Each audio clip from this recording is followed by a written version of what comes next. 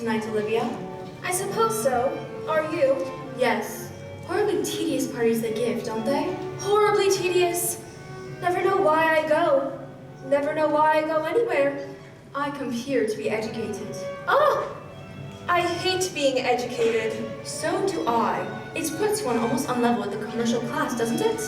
But dear Gertrude Chiltern is always telling me I should have a more serious purpose in life. So I come here and try and find one. I don't see anyone here tonight whom one could possibly call a serious purpose. The man who took me into dinner talked to me about his wife the whole time. How very trivial of him. Terribly trivial. And what did your man talk about? About myself. And were you interested? Not in the smallest degree. What martyrs we are, dear Margaret. That's how Wilde becomes us, Olivia. Mr. and Lady Jane Barford.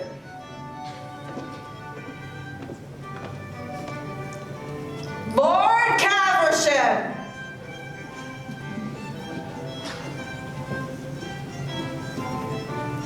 Good evening, Lady Chiltern.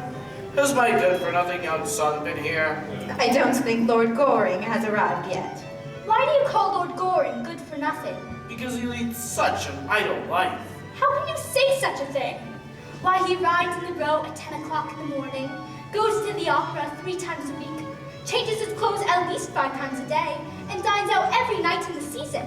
You don't call that leading an idle life, do you? You are a very charming young lady. How sweet of you to say that, Lord Caversham. Do come to us more often. You know we are always at home on Wednesdays, and you look so well with your star. Never go anywhere now. Sick of London society. Shouldn't mind being introduced to my own tailor. He always votes on the right side, but objects strongly to being sent down to dinner with my wife's milliner. Never could stand Lady Caversham's bonnets. I love London society. I think it has immensely improved.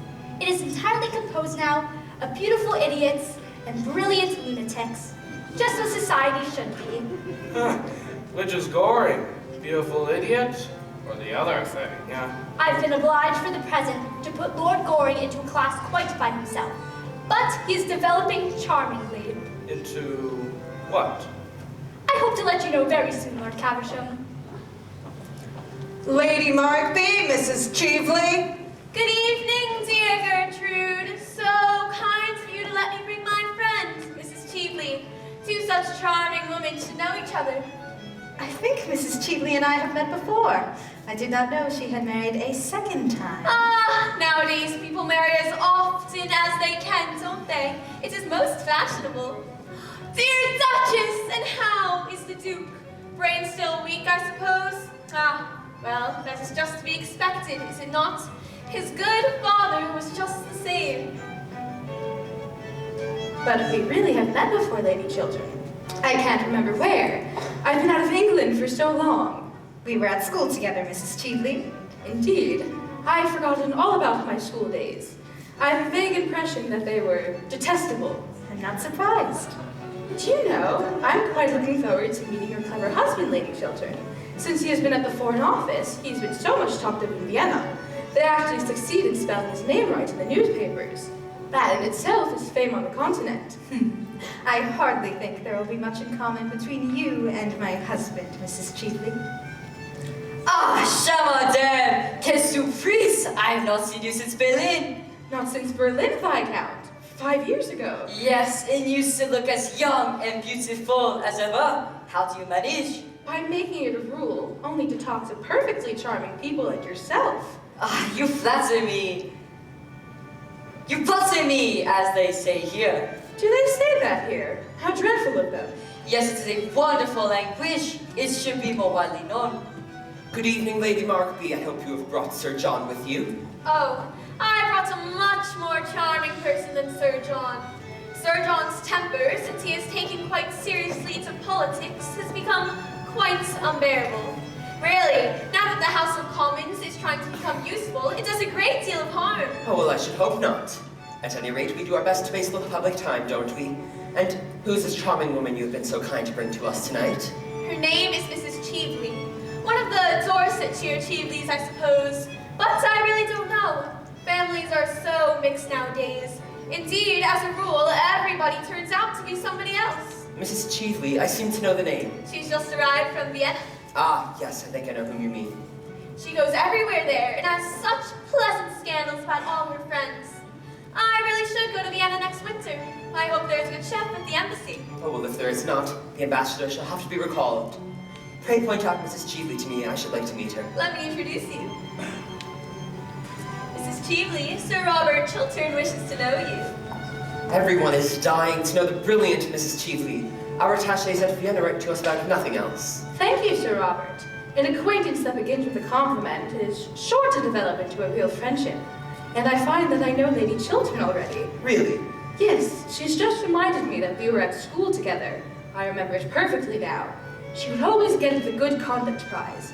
I have a distinct recollection of Lady Chiltern always getting the Good Conduct Prize. And what prizes did you get, Mrs. Cheveley? My prizes came a little later on in life, and I don't think any of them were for good conduct. I forget. I'm sure they were for something charming. I don't know that women are rewarded for being charming. I think they're usually punished for it. Certainly more women grow old nowadays through the faithfulness of their admirers than through anything else. At least that is the only way I can account for the terribly haggard look of most of your pretty women in London. What an appalling philosophy to make. To attempt to classify you, Mrs. Cheveley, would be an impertinence. But do tell me, at heart, are you an optimist or a pessimist? Those seem to be the only two fashionable religions nowadays. No, I'm neither. Optimism begins with a broad grin, and pessimism ends with blue spectacles. Besides, both of them merely poses. You prefer to be natural? Sometimes, but such a very difficult pose to keep up. What would those modern psychological novelists, of whom we hear so much, say to such a theory as that?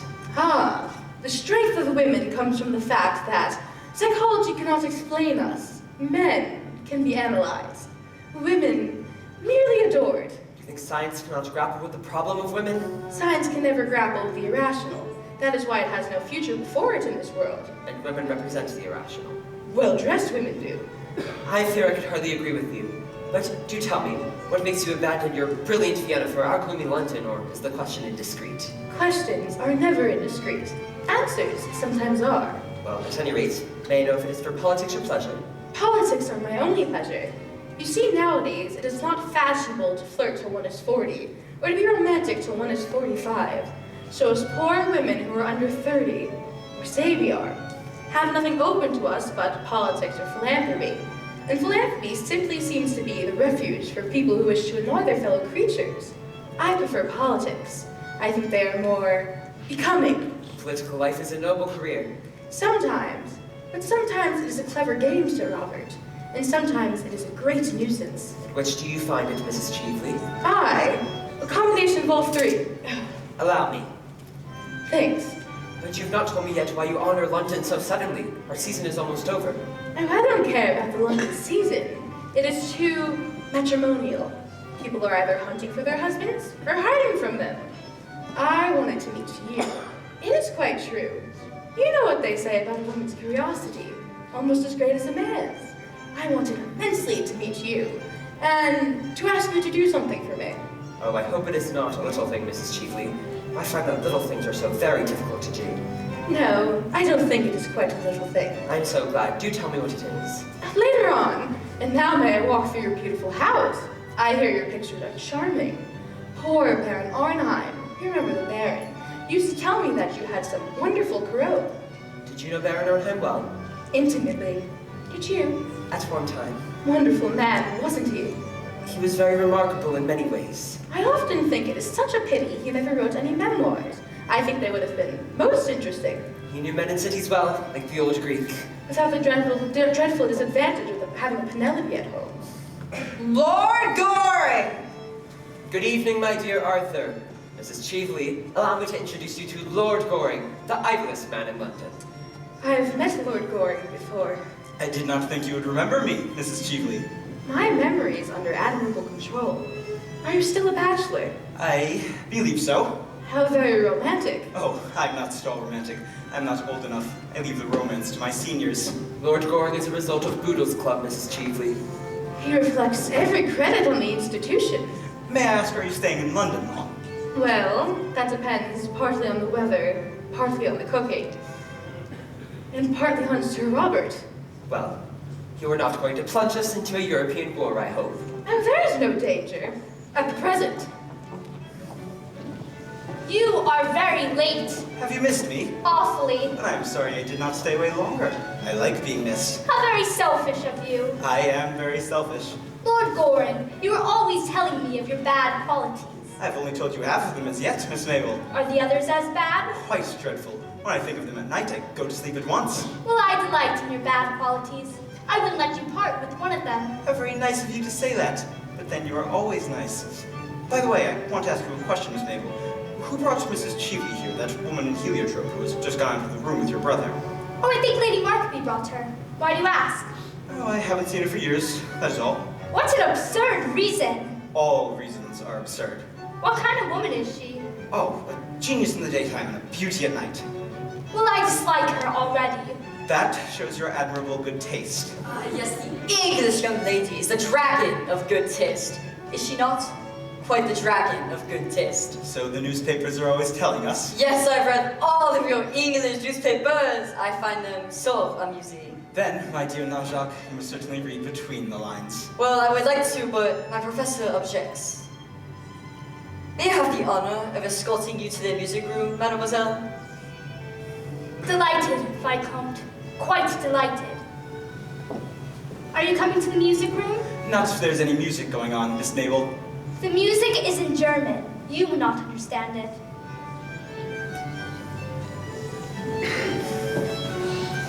Well, sir, what are you doing here? Wasting your time as usual? You should be in bed, sir. You keep too late hours. I heard of you on Lady Rufford's dancing till 4 o'clock in the morning. Only a quarter to 4, Father. Can't make out how you stand London society. The thing has gone to the dogs. A bunch of damn nobodies talking about nothing.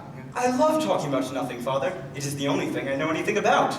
You seem to me to be living entirely for pleasure. What else is there to live for, Father? Nothing ages like happiness. You are heartless, sir. Very heartless. I hope not, Father.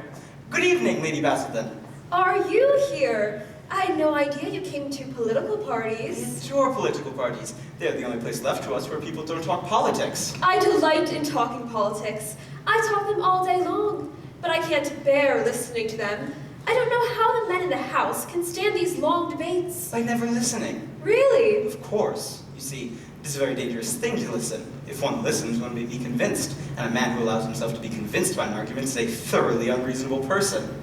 Ah, that explains so much in men that I have never understood, and so much in women that their husbands never appreciate in them. Our husbands never appreciate anything in us. We have to go to others for that. Yes, always to others, have we not? And those are the views of the two ladies who are known to have the most admirable husbands in London. That is exactly what we can't stand. My Reginald is quite hopelessly faultless. He is really unendurably so at times. There is not the smallest element of excitement in knowing him. How terrible! Really, the thing should be more widely known. Basildon is quite as bad. He is as domestic as if he was a bachelor. Ah, my poor Olivia, we have married perfect husbands, and we are well punished for it. I should have thought it was the husbands who were punished. Oh dear, no. They are as happy as possible. And as for trusting us, it is tragic how much they trust us. Perfectly tragic. Or comic, Lady Basildon. Certainly not comic, Lord Goring. How unkind of you to suggest such a thing. I'm afraid Lord Goring is in the camp of the enemy, as usual. I saw him talking to that Mrs. Cheevy when he came in. Handsome woman, Mrs. Cheevely. Please don't praise other women in our presence. You might wait for us to do that. I did wait. Well, we are not going to praise her. I heard she went to the opera on Monday night and told Tommy Rufford at supper that as far as she could see, London society was entirely made up of dowdies and dandies. Well, she is quite right, too. The men are all dowdies and the women are all dandies, aren't they? Oh, is that really what you think that Mrs. Cheevy meant? Of course. And a very sensible remark for Mrs. Cheevely to make, too. Why are you talking about Mrs. Cheevely? Everybody is talking about Mrs. Cheevely. Lord Goring said, oh, what did you say, Lord Goring, about Mrs. Cheevely? Oh, I remember, that she's a genius in the daytime and a beauty at night. What a horrid combination. So very unnatural. I like looking at geniuses and listening to beautiful people. Ah, this is morbid of you, Mrs. Marchmont. I'm so glad to hear you say that. Marchmont and I have been married for 7 years, and he has never once called me morbid. Men are so painfully unobservant. I have always said, dear Margaret, that you were the most morbid person in London. Ah, but you are always sympathetic, Olivia. Is it morbid to have a desire for food? I have a great desire for food. Lord Goring, will you give me some supper? With pleasure, Miss Mabel. How horrid you have been. You've never talked to me the whole evening. How could I? You went away with the child diplomatist. You might have followed. Pursuit would have only been polite. I don't think I like you at all this evening. I like you immensely. Well, I wish you show it in a more marked way. Olivia, I have a curious feeling of absolute faintness. I think I should like some supper very much. I know I should like some supper. I'm positively dying for supper, Margaret. Men are so horribly selfish. They never think of these things. Men are grossly material. Grossly material! May I have the honor of escorting you to the dining room, Comtesse? I never take supper. Thank you, Viscount. But I will go down with you with pleasure. I am so fond of eating! I am so very English in all my tastes. You look quite English, Viscount. Quite English. Like some supper, Mrs. Marchmont?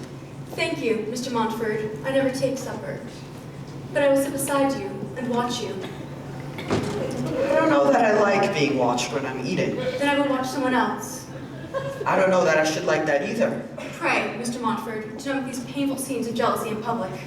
Are you going to visit any of our country houses before you leave England, Mrs. Cheveley? Oh no, I can't stand your English house parties. In England, people actually try to be brilliant at breakfast. That is so dreadful of them. Only dull people are brilliant at breakfast. And the family skeleton is always reading the family prayers.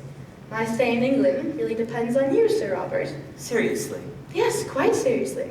I want to interest you in this great political and financial scheme about this Argentine Canal Company, in fact. What a tedious and practical subject for you to talk about, Mrs. Cheveley. Oh, I like tedious practical subjects. What I don't like are tedious practical people. There's a wide difference. Besides, you were interested, I know, in international canal schemes. You were Lord Raleig's secretary, weren't you, when the government bought the Suez Canal shares? Yes, well, the Suez Canal was a great and splendid undertaking. It gave us a direct route to India. It has imperial value, and it was necessary we should have control. The Argentine Canal is a commonplace stock exchange swindle. The speculation, Sir Robert.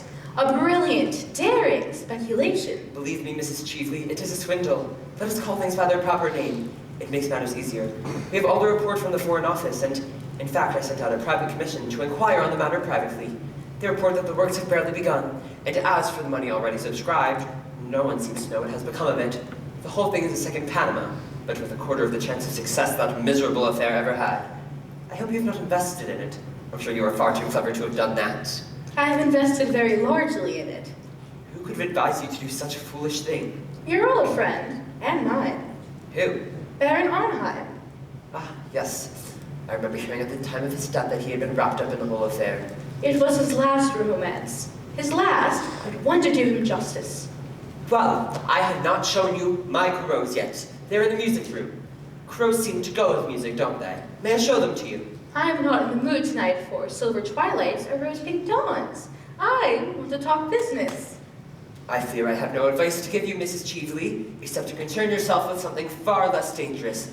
The success of the canal depends, of course, on the attitude of England, and I plan to lay the report before the House tomorrow night. That you must not do. In your own interest, Sir Robert, to say nothing of mine. You must not do that. In my own interest? My dear Mrs. Cheveley, what do you mean? Sir Robert, I will be quite frank with you.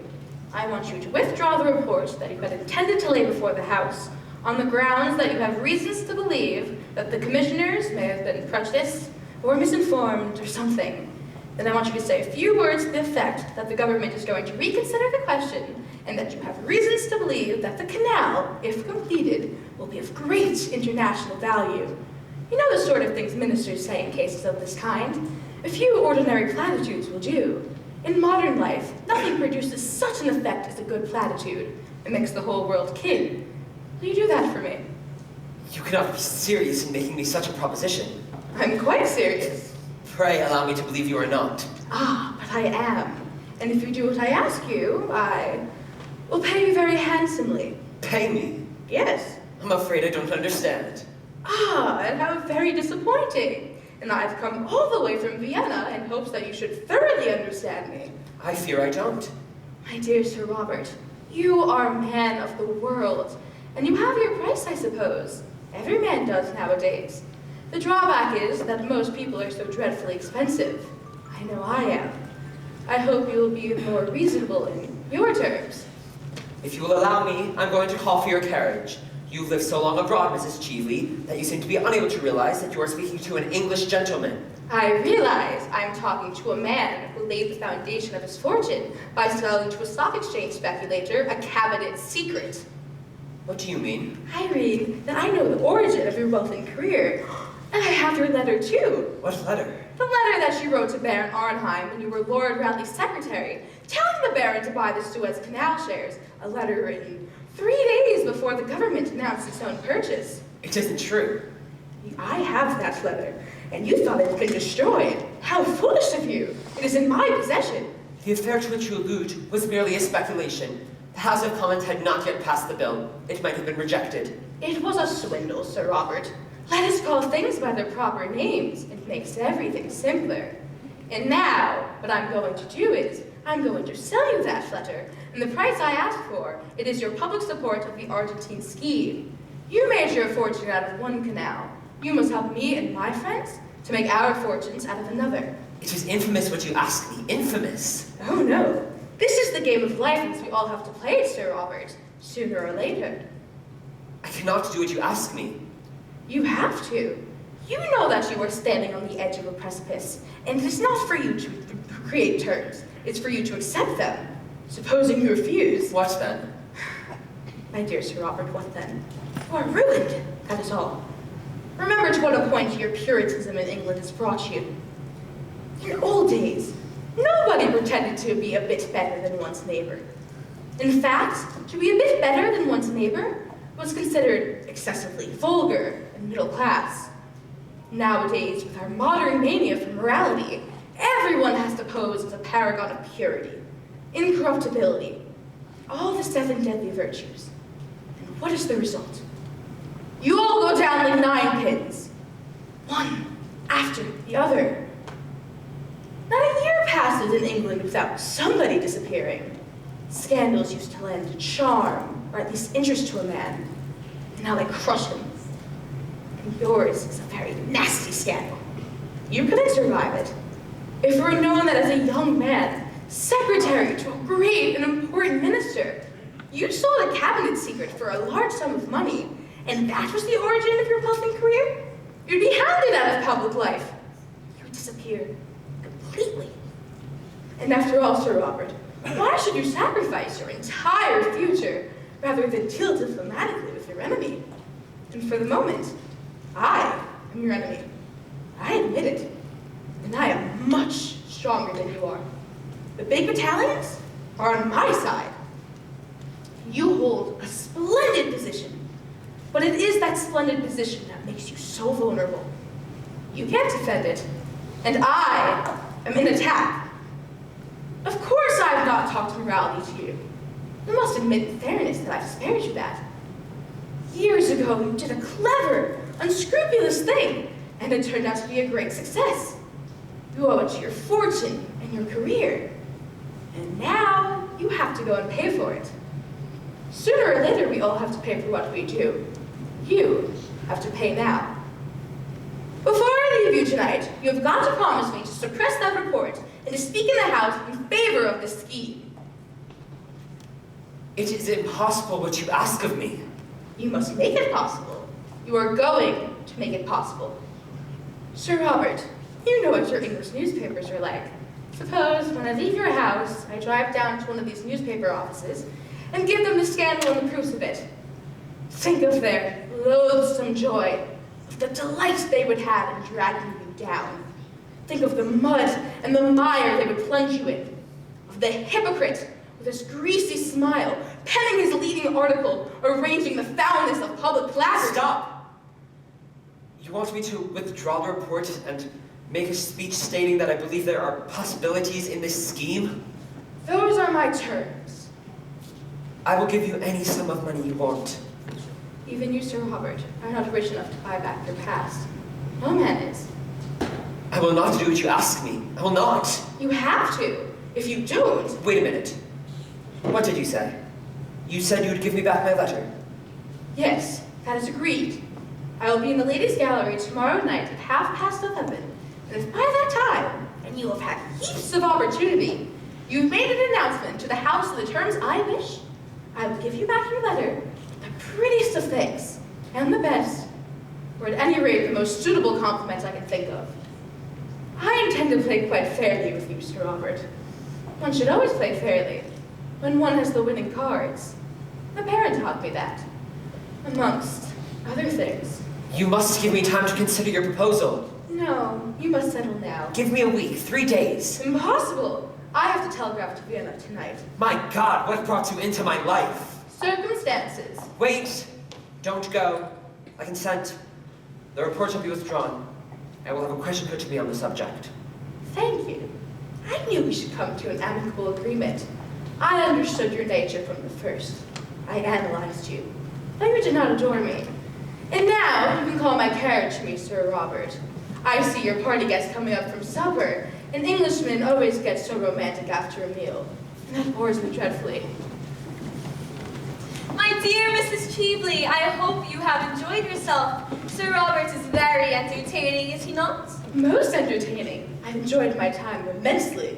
He has led a very interesting and brilliant career, and he has married a most admirable wife. Lady Tiltard is a woman of the highest principles, I'm glad to say. I myself am a little too old to settle about setting a good example, but I always admire people who do.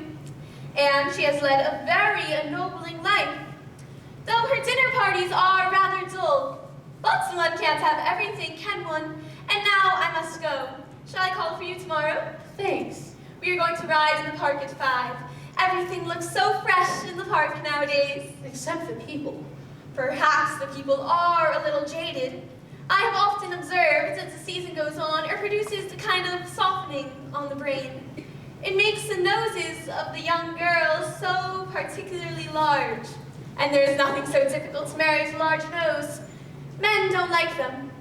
Goodbye, dear. Good night, Gertrude. What a charming house you have, Lady Chiltern. I have spent a delightful evening. It has been so interesting getting to know your husband. Why did you wish to meet my husband, Mrs. Cheveley? Oh, I will tell you. I wanted to interest him in this Argentine canal scheme, of which I dare say you've heard. And I found him most susceptible. Susceptible to reason, I mean. A rare thing in a man. I converted him in 10 minutes. He's going to make a speech in the House tomorrow night in favor of the idea. We must go to the ladies' gallery to hear him. It will be a great occasion. There must be some mistake. That scheme could never have my husband's support. Oh, I assure you it's all settled. I don't regret my tedious journey from Vienna now. It has been a great success. But of course, for the next 24 hours, the whole thing is a dead secret. A secret? Between whom? Between your husband and myself. Mrs. Cheveley, your carriage is here. Thanks. Good evening, Lady Chiltern. Good night, Lord Goring. I'm at Claridge's. Suppose you might leave a card. If you wish it, Mrs. Cheveley. Now don't be so solemn about it, or I shall be obliged to leave my card on you. I suppose in England that's hardly considered en regale. And now you may show me out, Sir Robert. Now that we have the same interests at heart, we can be great friends. I hope. What a horrid woman! You should go to bed, Miss Mabel. Lord Goring. My father told me to go to bed an hour ago. I don't see why I shouldn't give you the same advice. I always pass on good advice. That is the only thing to do with it. It is never of any use to oneself. Lord Goring, you are always ordering me out of the room. I think it is most courageous of you, especially as I'm not going to bed for hours. You can come sit if you like, talk about anything in the world, except the Royal Academy, Mrs. Cheveley, or novels in Scotch dialect. They're not improving subjects. What is this? A diamond brooch. Quite beautiful, isn't it? I wish it were mine, but Gertrude won't let me wear anything but pearls. And I am so thoroughly sick of pearls. They make one look so plain, so good, yet so intelligent. I wonder who dropped this. I wonder whose it was. It is a beautiful brooch. It's a handsome bracelet. It isn't a bracelet. It's a brooch. It can be worn as a bracelet. What are you doing? Miss Mabel, I'm going to make a rather strange request to you. Oh, pray do. I've been waiting for it all the evening. Do not mention to anybody that I've taken charge of this brooch. Should anyone write and claim it, let me know at once. That is a strange request. Well, you see, I gave this brooch to somebody once, years ago. You did? Yes. Then I shall bid you good night. Good night, Gertrude. Good night, dear. You saw whom Lady Markby brought here tonight? Yes, it was an unpleasant surprise. What did she come here for? Apparently to try and lure Robert to uphold some fraudulent scheme in which he's interested. The Argentine Canal, in fact. She has mistaken her man, hasn't she? She is incapable of understanding an upright nature like my husband's. Yes, I should fancy she came to grief if she tried to get Robert into her toils. It is extraordinary what astounding mistakes clever women make.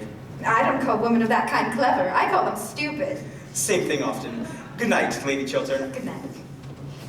My dear Arthur, you are not going. Do stay a while. Afraid I can't, thanks. I promised to look into the Hartlocks. I believe they've got a mauve Hungarian band that plays mauve Hungarian music. See you soon. Goodbye.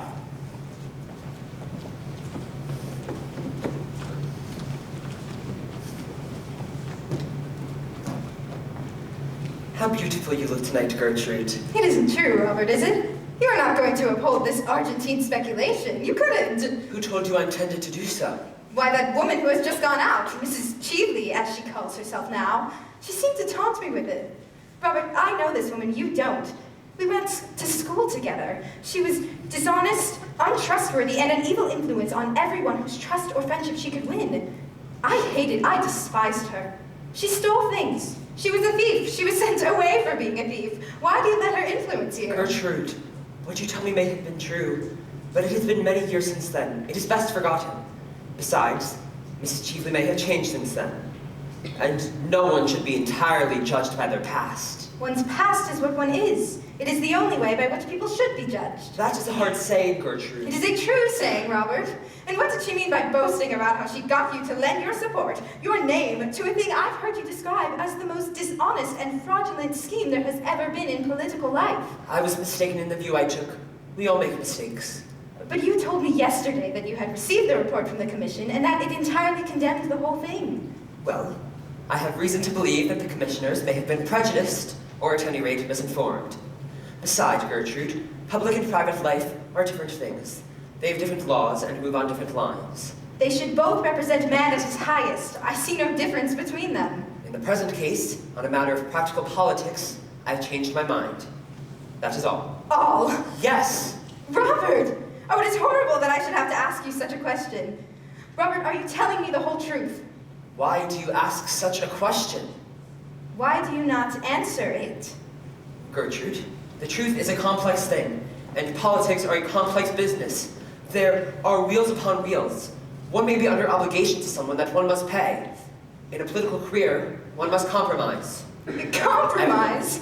Robert, why do you talk so differently from how I've always heard you talk? Why are you changed? I'm not changed, but circumstances alter things. Circumstances should never alter principles. But if I told you What? that it's necessary, vitally necessary. It can never be necessary to do what is not honorable. Or if it be necessary, then what is it that I have loved? But it is not, Robert. Tell me it is not. Why should it be? What gain would you get? Money?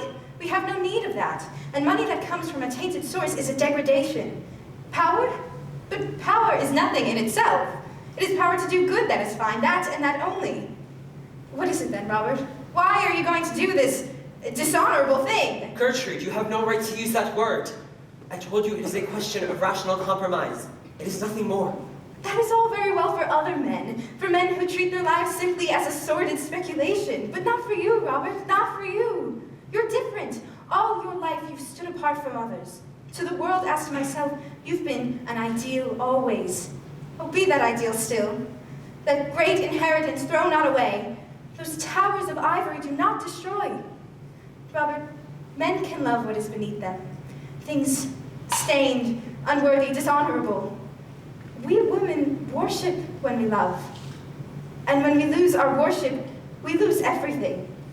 Oh, don't kill my love for you. Don't kill that. Gertrude. I know there are men who have terrible secrets. Men who have done some shameful thing and who in some critical moment have to pay it back by doing some other act of shame. Don't tell me you are as they are. Robert, is there in your life any secret dishonor or disgrace? Tell me. Tell me at once that... That what? That our lives may drift apart. Drift apart? They may be entirely separate. It would be better for us both. Gertrude, there is nothing in my past life you might not know. I was sure of it, Robert. I was sure of it. But why did you say those dreadful things? Things so unlike your real self. Let us never talk of this subject again. You will write, won't you, to Mrs. Cheveley? And tell her that you cannot support this scandalous scheme of hers. If you've made any promise, you must take it back, that is all. Must I write to tell her that? Surely, Robert, what else is there to do? I might see her personally. It would be better. You must never see her again. She's not a woman you should ever speak to. She's not worthy to talk to a man like you. No, you must write her at once, now, this moment, and let your letter show her that your decision is quite irrevocable. Right this moment? Yes. But it is so late, it is close on 12. That makes no matter. She must know that she has been mistaken in you, and that you are not a man to do anything base or underhand or dishonorable. Write here, Robert. Write that you decline to support this scheme of hers, as you hold it to be a dishonest scheme. Yes, write the word dishonest. She knows what it means. Yes, that'll do. And now the envelope.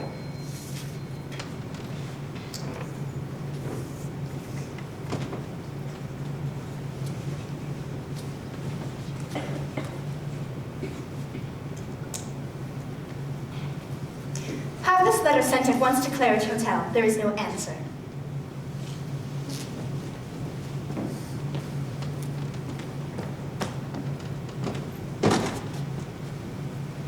Robert, love gives one an instinct to things.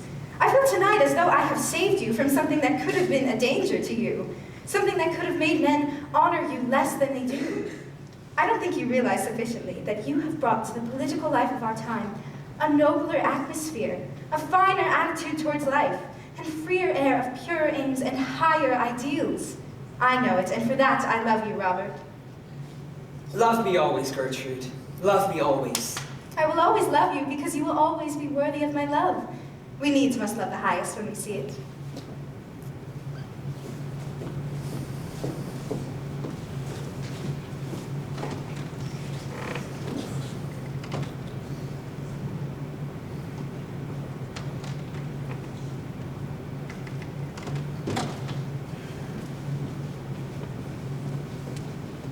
Put out the lights, Mason. Put out the lights.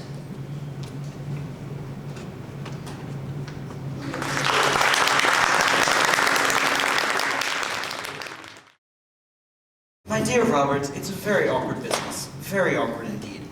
You should have told your wife the whole thing. Secrets from other people's wives are a necessary luxury in modern life. So, at least, I'm always told by people at the club who are bold enough to know better. But no man should have a secret from his own wife. She invariably finds out. Women have a wonderful instinct for such things. They can discover everything, except the obvious. Arthur, when could I have told my wife? Not last night. It would have created a lifelong separation between us, and I would have lost the love of the one woman in the world I worship, the one woman who has ever stirred love within me. Last night would have been quite impossible. She would have turned from me in horror and in contempt. Is Lady Chiltern as perfect as all that? Yes, my wife is as perfect as all that. What a pity. I beg your pardon, my dear fellow, I didn't quite mean that. But if what you tell me is true, I should like to have a serious talk about life with Lady Chiltern. It would be quite useless. May I try? Yes, but nothing could make her alter her views. Well, at the worst, it would simply be a psychological experiment. All such experiments are terribly dangerous. Everything is dangerous, my dear fellow. If it wasn't so, life wouldn't be worth living. Well, I'm bound to say you should have told your wife years ago. When? When we were engaged? Do you think she would have married me had she known that the origin of my fortune was such that it is? That the basis of my wealth was such that it is? That I had done something that most men would call shameful and dishonorable? Yes, most men would call it ugly names. Men whom in their own lives do things of the same kind every day. Men whom, each one of them, have worse secrets in their own lives. That is the reason they're so pleased to find out other people's secrets. It distracts public attention from their own. And after all, Arthur, whom did I wrong by what I did? No one. Except yourself, Robert. Well, of course. I had private information about a certain transaction contemplated by the government, and I acted on it. Private information is practically the source of all large modern fortune. And public scandal invariably the result. Arthur, do you think that what I did nearly 18 years ago should come back now? Do you think that the sin of one's boyhood should wreck a life like mine? I was 22 at the time and had the double misfortune of being well-born and poor. Two unforgivable sins nowadays. Do you think it is fair that the sin of one's youth, if man should choose to call it a sin, should wreck a life like mine, should place me in the pillory, should shatter all I've worked for and all I've built up? Is it fair, Arthur? Life is never fair, Robert, and perhaps it is best for most of us that it is not. Every man of ambition must fight the century with its own weapons. What this century worships is wealth. The god of this century is wealth. To succeed, one must have wealth. At all costs, one must have wealth. You underrate yourself, Robert. Believe me, without wealth you could have succeeded just the same. When I was old, perhaps. When I had lost my desire for power or could not use it. Youth is a time for success. I wanted my success when I was young. I could not wait. Well, you certainly have had your success while you were still young. Undersecretary for Foreign Affairs at the age of 40. That should be good enough for anyone, I should think. And if it is all taken away from me now, if I lose everything over some horrible scandal, if I'm hounded from public life? Robert, how could you have sold yourself for money? I did not sell myself for money. I bought success at a great price. Yes, you certainly paid a great price for it. What first made you think of doing such a thing? Baron. Damned scoundrel. No. He was a man of the most subtle and refined intellect. A man of culture, charm, and distinction. One of the most intellectual men I ever met. I prefer a gentlemanly fool any day. There's much more to be said for stupidity than people imagine. Personally, I have a great deal of admiration for stupidity. It's a sort of fellow feeling, I suppose. But how did you do it? Tell me the whole thing. One night, after dinner at Lord Radley's, the Baron began talking about success in modern life as something that could reduce to an absolutely definite science. I remember so well how with his entreatingly quiet voice, he expounded to us the most horrible of all philosophies, the philosophy of power, and preached to us the most wonderful of all gospels, the gospel of gold. I think he saw the effect it had produced on me, for some days later he sent me a letter asking me to come see him. He lived at the time on Park Lane, in the house Lord Woolcombe has now. I remember so well how with a strange smile on his curved, pale lips, he led me through his wonderful picture galleries, and he showed me his tapestries, his enamels, his jewels, his carved ivories. And it made me wonder about the strange loveliness of the luxury in which he lived. But then he told me that luxury was nothing but a background, a painted scene in a play, and that power over others, power over the world, was the one thing worth having, was the one joy one never tired of, was the one supreme pleasure worth knowing, and that in our world, only the rich possessed it. A thoroughly shallow creed. I didn't think so then. I don't think so now. Money gave me enormous power, and at the very outset of my life, freedom. And freedom is everything. You have never been poor, and never understood ambition. And you cannot understand what a marvelous chance the Baron held out to me. Such a chance that few men get. Fortunately for them, if one is to judge by results. But tell me definitely, how did the Baron finally persuade you to, well, to do what you did? As I was going, he told me that if I could ever give him any private information of real value, he would make me a very rich man. I was dazed at the prospect he held out to me, and my passion and desire for power were at the time boundless. 6 weeks later, certain private documents passed through my hands. State documents? Yes. I had no idea that you, of all men in the world, could have been so weak as to yield to the temptation that Baron Arnheim held out to you. Weak? Oh, I am sick of hearing that phrase, sick of using it about other people. Weak. Do you really think, Arthur, that it is weakness that yields to temptation? I tell you that there are temptations that it requires strength, courage, and strength to yield to. To risk all one's life on run throw. To risk it all in one moment. There is no weakness in that. There is a courage. A terrible courage. I had that courage. I sat down that same night. I wrote the letter to the Baron that this woman now holds, and the Baron received $750,000 off the transaction. And you? I received from the Baron £110,000. You were worth more, Robert. No. Money gave me everything I wanted. Power over others. The Baron advised me on finance from time to time, and I went to the house immediately.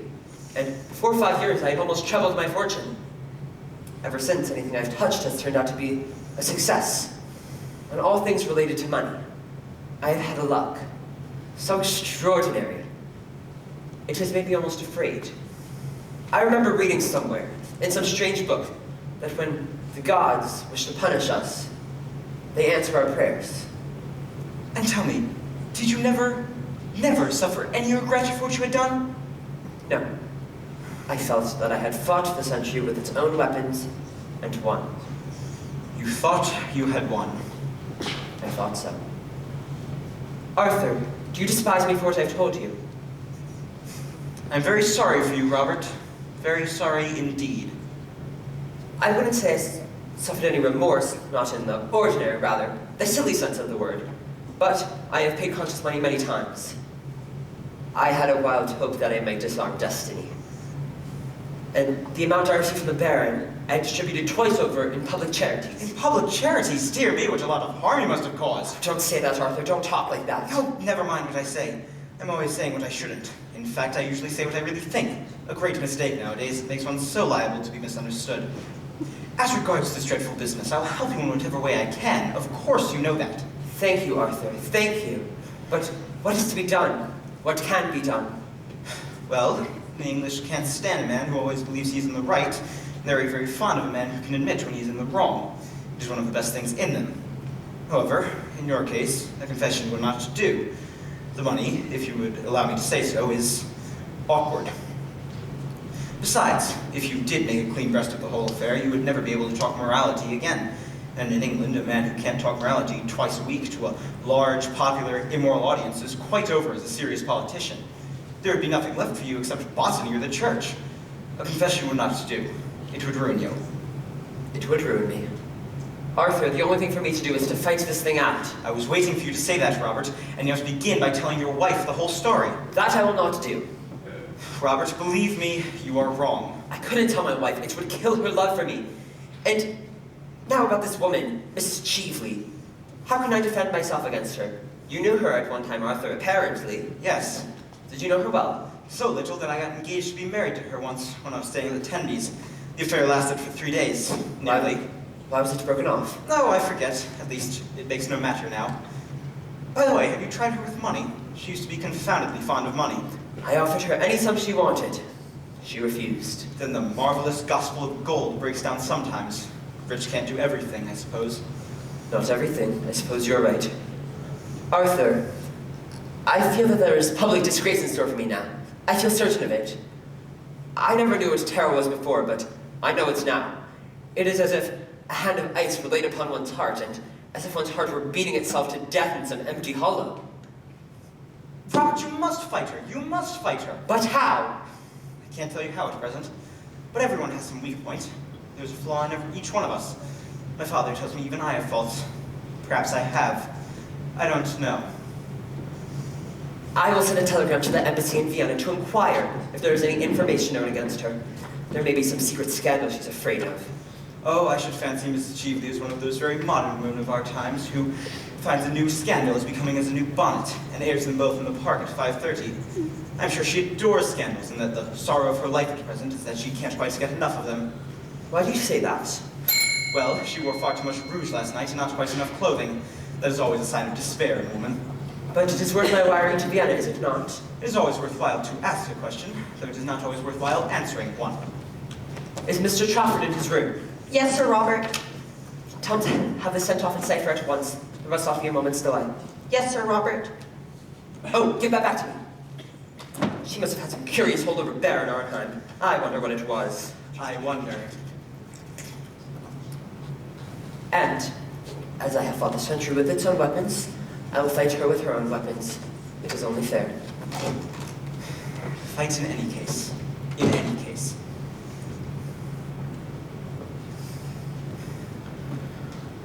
I wouldn't build too high hopes on Francie, Mrs. Cheveley, though. She shows wonderful presence of mind, and she has survived all her creditors. Arthur, I live on hopes now. I clutch at every chance. I feel like a man on a ship that is sinking, the water around my feet and the very air bitter with storm. Hush, I hear my wife's voice. Good afternoon, Lord Goring. Good afternoon, Lady Chiltern. Have you been in the park? No, I've just come from the Women's Liberal Association, where, by the way, Robert, your name was received with loud applause. And now I've come to have my tea. You will wait and have some tea, won't you? I'll wait for a short time. Thanks. Well, I will only be a minute. I'm only going to take my hat off. Oh, please don't. It's one of the prettiest hats I ever saw. I hope the Women's Liberal Association received it with loud applause. We have much more important work to do than look at each other's bonnets, Lord Goring. Really? What sort of work? Oh, dull, useful, delightful things. Factory acts, female inspectors, the 8 hours bill, the parliamentary franchise. Everything, in fact, that you would find thoroughly uninteresting. And never bonnets? Never bonnets. Never. Arthur, I have to thank you for what you have done for me. I do not know that I've been able to do much for you as yet. In fact, I have not been able to do anything for you, as far as I can see. I'm thoroughly disappointed with myself. You've enabled me to tell the truth. That is something. The truth has always stifled me. The truth is something I get rid of as soon as possible. Bad habit, by the way. It makes one very unpopular at the club, with the older members. They call it being conceited. Perhaps it is.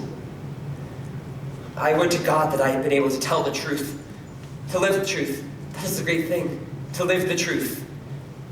I shall see you again, Arthur, shan't I? Certainly, whenever you like. I'm going to look into the bachelor's ball tonight, unless I find something better to do. But should you want me tonight by any chance, send around a note to Curzon Street. You're not going, Robert. I have some letters to write, dear. You work too hard. You seem never to think of yourself, and you're looking so tired. It is nothing, dear. Nothing. Oh, do sit down. I'm so glad you have called. I wanted to talk to you about, well, not about the bonnets or the Women's Liberal Association, though you take far too much interest in the first subject and not nearly enough in the second. You want to talk to me about Mrs. Cheveley? Yes, you have guessed it. After you left last night, I found out that what she had said was really true. Of course, I made Robert write her a letter at once, withdrawing his promise. So he gave me to understand. To have kept it would have been the first stain on a career that has been stainless always. Robert must be above reproach. He's not like other men. He cannot afford to do what other men do. Do you not agree with me? You're Robert's greatest friend, Lord Goring. You're our greatest friend. He has no secrets from me, and I don't think he has any from you either. He certainly has no secrets from me. At least I don't think so. Then am I not right in my estimate of him? I know I'm right, but speak to me frankly. Quite frankly? Surely you have nothing to conceal, have you? Nothing.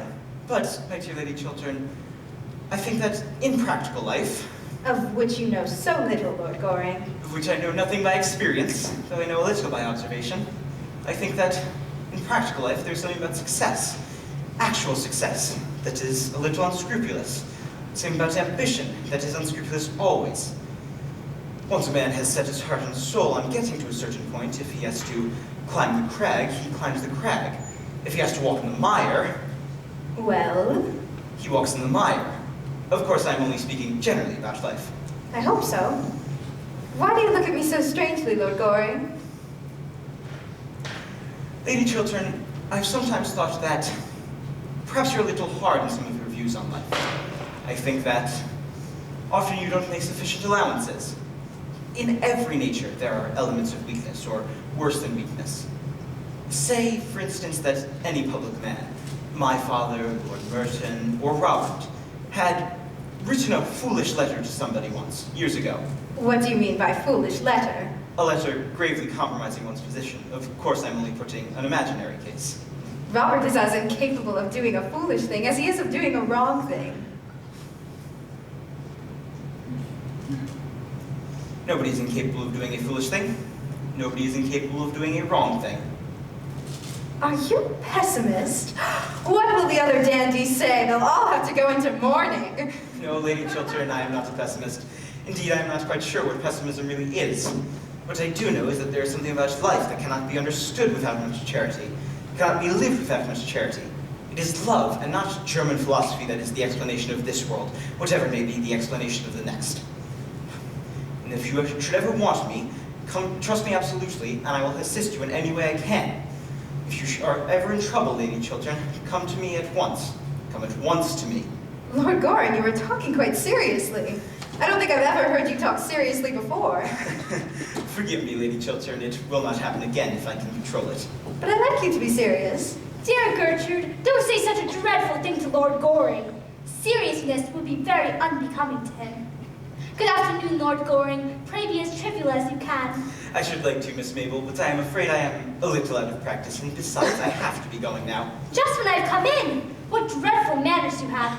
I'm sure you were very badly brought up. I was. I wish I had brought you up. I'm so sorry you did not. It is too late now, I suppose? I'm not so sure. Will you ride tomorrow morning? Yes, at 10. Sharp. Quite sharp.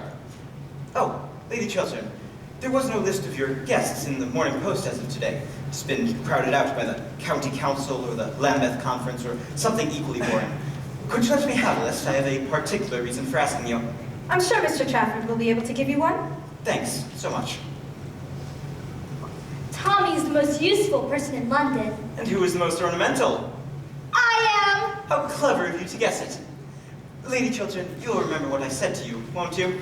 Yes, but I'm not quite sure why you said it to me. I hardly know myself. Goodbye, Miss Mabel. I wish you were not going. I've had 4 wonderful adventures this morning.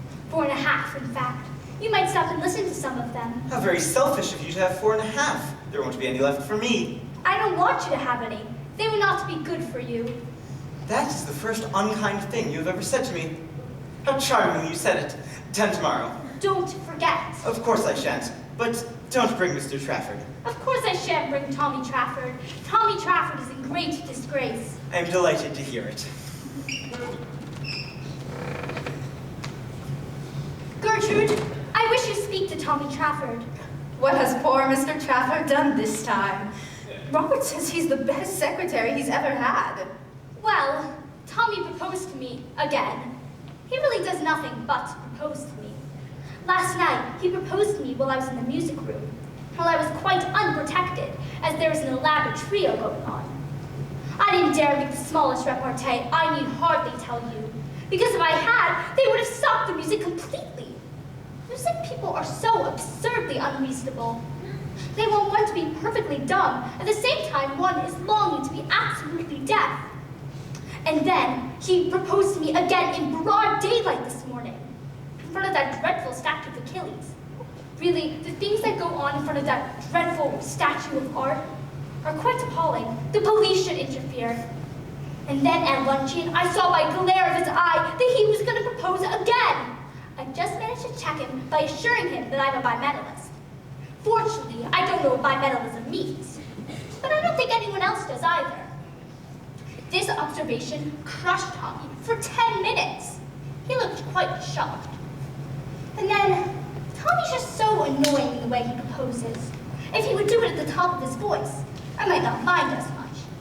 But he does it in this horrid, confidential way. When Tommy wants to be romantic, he talks to one like a doctor. I'm very fond of Tommy, but I think his methods of proposing are quite out of date. Gertrude, I wish to speak to Tommy Trafford and let him know that once a week is quite enough to be proposing to one, and it should always be done in a way to attract some sort of attention. Dear Mabel, don't talk like that. Besides, Robert thinks very highly of Mr. Trafford. He believes he has a brilliant future before him. Oh, I wouldn't marry a man with a future before him or anything under the sun. Mabel. Oh, I know, dear. You married a man with a future before him, didn't you? But then, Robert is a genius. You have a noble, self-sacrificing character. You can stand geniuses. I have no character at all. Robert's the only genius I could bear. I keep it as a rule. Geniuses are quite impossible. They talk so much, don't they? Such a bad habit. They're always thinking of themselves when I want them to be thinking of me. Oh, I must go and rehearse now, Lady Basildon's.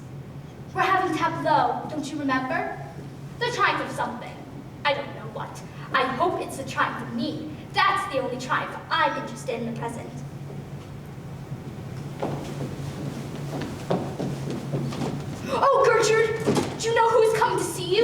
And it's that dreadful Mrs. Chiefly in the most lovely gown. Mrs. Chiefly coming to see me? Impossible. Oh, I assure you, she's coming up those stairs as large as life, and not nearly as natural. You needn't wait, Mabel. Remember, Lady Basildon is expecting you. Oh, but I must shake hands with Lady Markby. She's delightful. I love being scolded by her. Lady Markby, Mrs. Chiefly. Dear Lady Markby, how nice of you to come and see me. Won't you sit down, Mrs. Chiefly?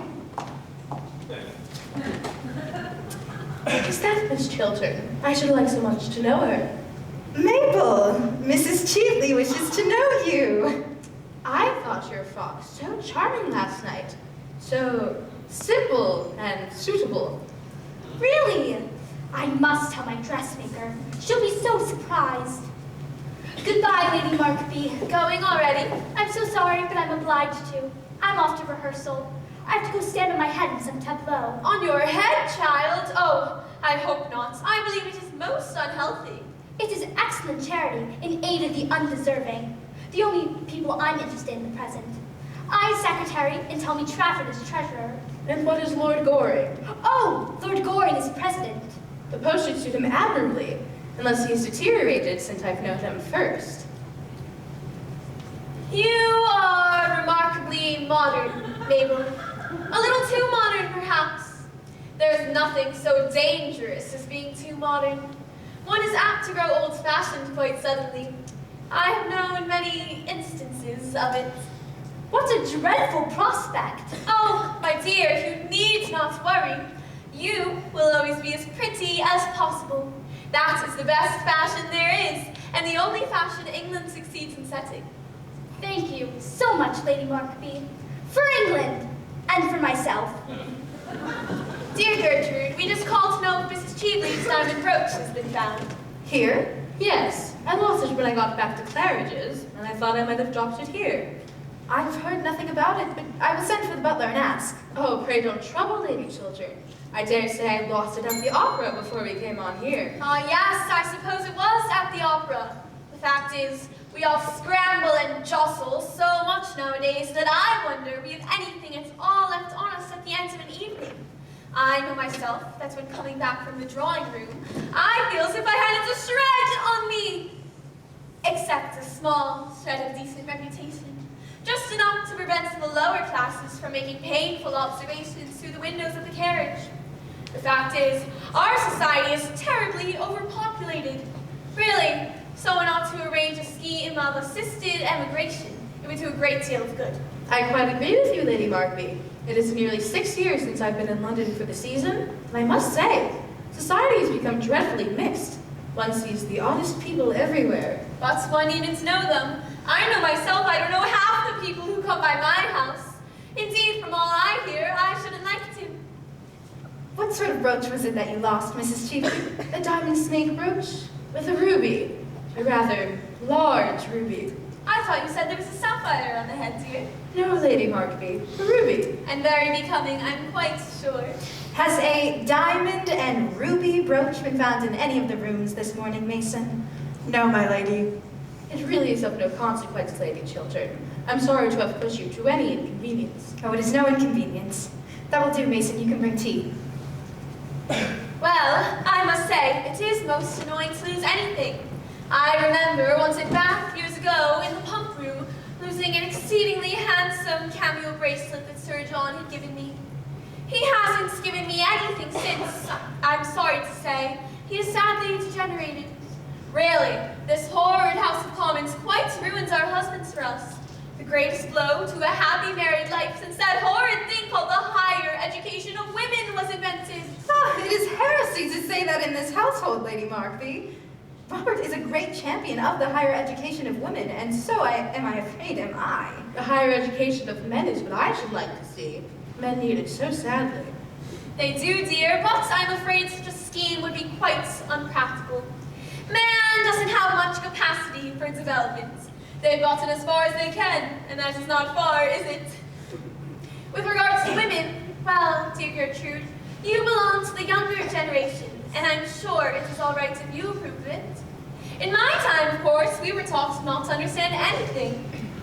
That was the old system, wonderfully interesting as it was. The sorts of things I and my poor dear sister were taught not to understand was quite extraordinary. But modern women understand everything, I am told. Except their husbands. That is the one thing the modern woman never understands. And quite a good thing too, dear, I dare say. It might break up a many happy house if they did. Not yours, Gertrude, I need hardly say. You have married a pattern husband. I wish I could say as much for myself. But ever since Sir John has taken to attending the debates regularly, his language has become quite impossible.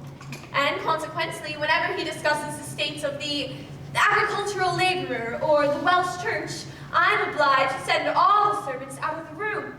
It is quite unpleasant to see one's own butler, who has been with one for 23 years, actually blushing at the sideboard. Or the footmen making contortions in corners like persons in circuses. Really, my life will be quite ruined unless I send Sir John at once to the upper house. He won't take much interest in politics then, will he? The House of Lords is so sensible, an assembly of gentlemen. But at his present state, Sir John is at quite trial. Just this morning, he stood up on the hearthrug at breakfast, put his hands in his pockets, and appealed to the country at the top of his voice. I left the table as soon as I had my second cup of tea, I need hardly say. But his violent language could be heard all throughout the house. I trust, Gertrude, that Sir John is not like that. But I'm very much interested in politics, Lady Markby. I love to hear Robert talk about them. Well, I hope he is not as devoted to the blue books as my husband is. They cannot be quite improving reading for anyone. I've never read a blue book.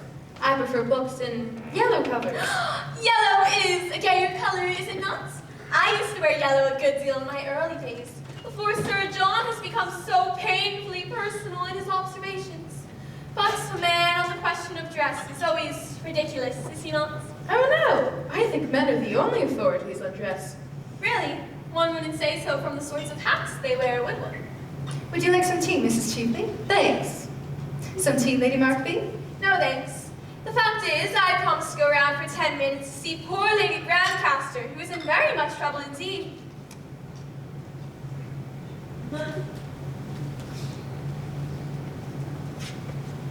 Her own daughter, quite a well-brought-up girl too, has actually been engaged to marry a curate in Shropshire.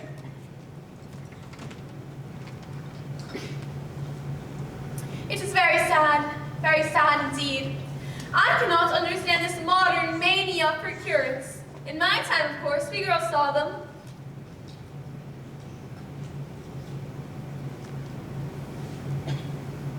Like rabbits running about the place. But we never took any interest in them. But I hear that they are quite honeycombed in country society. I find it most irreligious.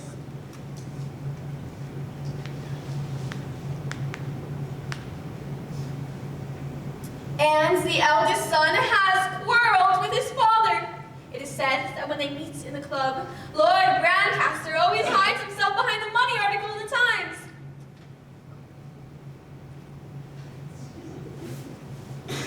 It has become quite a common occurrence, though, as they had to buy extra copies of the Times for all the clubs in St. James Street. There are so many sons who won't speak to their fathers, and so many fathers who won't have anything to do with their sons.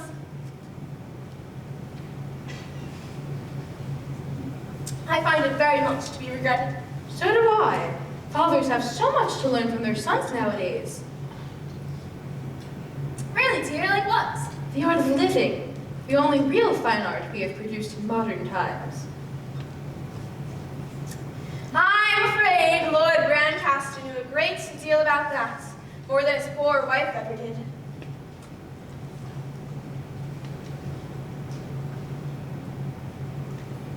You know Lady Grandcaster, don't you, dear? Just slightly. We were staying at Langton last autumn when she was there.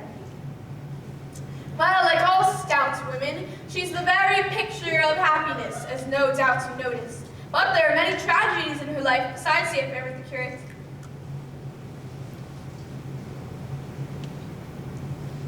Her own sister, Mrs. Jack become so broken-hearted that she has joined the convent.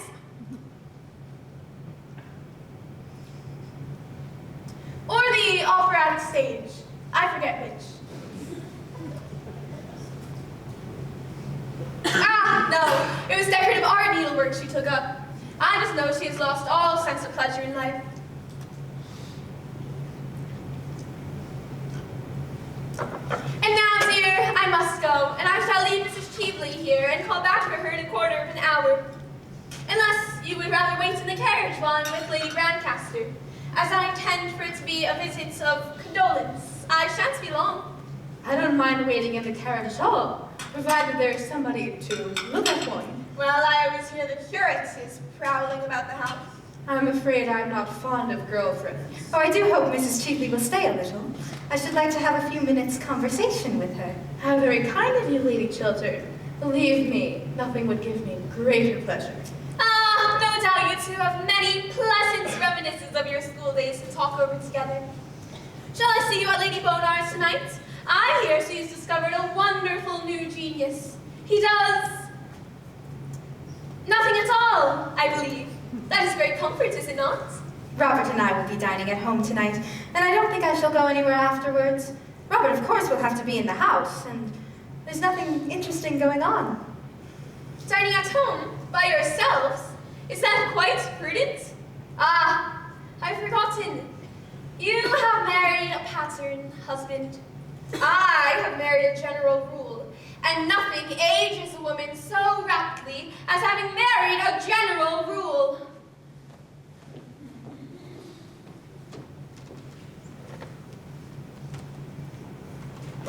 Wonderful woman, Lady Bartleby, isn't she? Talks more and says less than anybody I've ever met. She's made to be a public speaker, much more so than her husband, though a typical Englishman, always dull and usually violent. Mrs. Cheveley, I think it's right to tell you quite frankly that had I known who you were, I should not have invited you to my house last night. Really? I could not have done so. And I see after all these years, you've not changed a bit, Gertrude. I never change. Then life has taught you nothing. It has taught me that a person who has once been guilty of a dishonest and fraudulent action may be guilty of it a second time and should be shunned. Would you apply that rule to everyone? Yes, to everyone, without exception. Then I'm sorry for you, Gertrude. Very sorry for you. You see, I was sure, for many reasons, any further acquaintance between us during your stay in London would be quite impossible. Do you know, I don't mind your talking morality a bit, Gertrude. Morality is simply the attitude we adopt towards people whom we personally dislike. You dislike me, I'm quite aware of that, and I have always detested you. And yet, I've come here to do you a service. Like the service you wished to render my husband last night, I suppose. Thank heavens I saved him from that. It was you who made him write that insolent letter to me? It was you who made him break his promise? Yes. Then you must make him keep it. I give you till tomorrow morning, no more. If by then, your husband does not solemnly bind himself to this great scheme of this fraudulent speculation. Call it what you choose. I hold your husband in the hollow of my hand, and if you are wise, you will tell him to do what I ask him to do.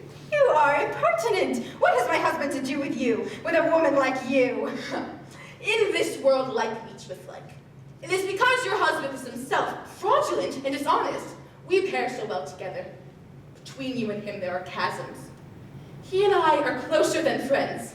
We are enemies, linked together. The same sin binds us. How dare you class my husband with yourself?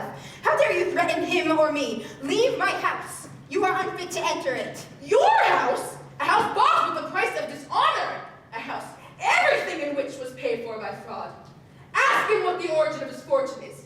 Get him to tell you how he sold to a stockbroker a cabinet secret. Learn from him to what you owe your position. It is not true.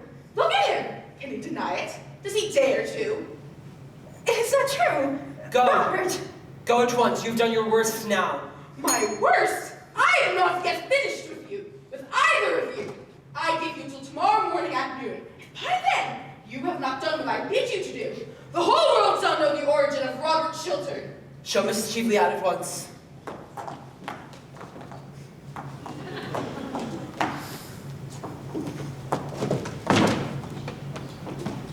I You sold a cabinet secret for money. You began your life with fraud. You built up your career on dishonor. Well, tell me it isn't true.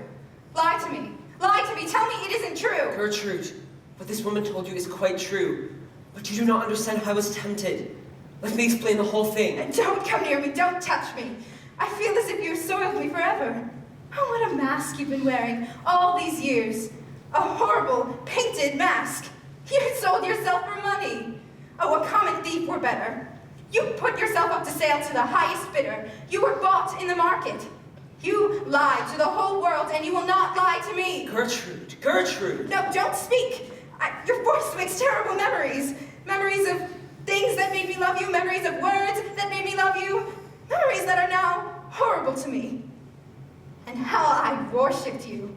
You were to me something apart from common life, something pure, noble, honest, without stain. The world seemed finer to me because you were in it, and goodness more real because you lived. And now, when I think that I made of a man like you my ideal, the ideal of my life... There was your mistake. There was your error, the error all women make. Why can't you women love us, fault and all? We have all feet of clay, men as well as women. But when we men love women, we love them knowing their weaknesses, their follies, their imperfections. Love them all the more it may be for that reason. It is not the perfect, but the imperfect who have need of love. It is when we are wounded by our own hands or by the hands of others that love should come to cure us, else what is love at all? All sins except a sin against itself. Love should forgive. All lives, save loveless lies, true love should pardon. A man's love is like that. It is larger, wider, more human than that of a woman. Women think they are making ideals of men, but they are making false idols merely. You made your false idol of me, and I had not the courage to come down, show you my wounds, tell you my weaknesses, as I was afraid of losing your love, as I have lost it now. And so, last night, you ruined my life for me. Yes, you ruined it.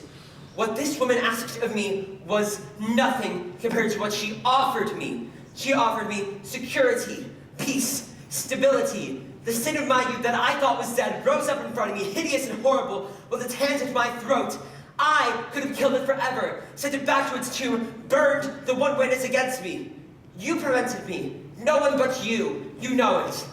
And now, what is there before me besides public disgrace, ruin, the mockery of the world, a lonely dishonored life, a lonely dishonored death it may be, someday. Let women make no more ideals of men. Let them not place them on altars and bow before them, or they may completely ruin other lives, just as you, whom I have so wildly loved, have ruined mine.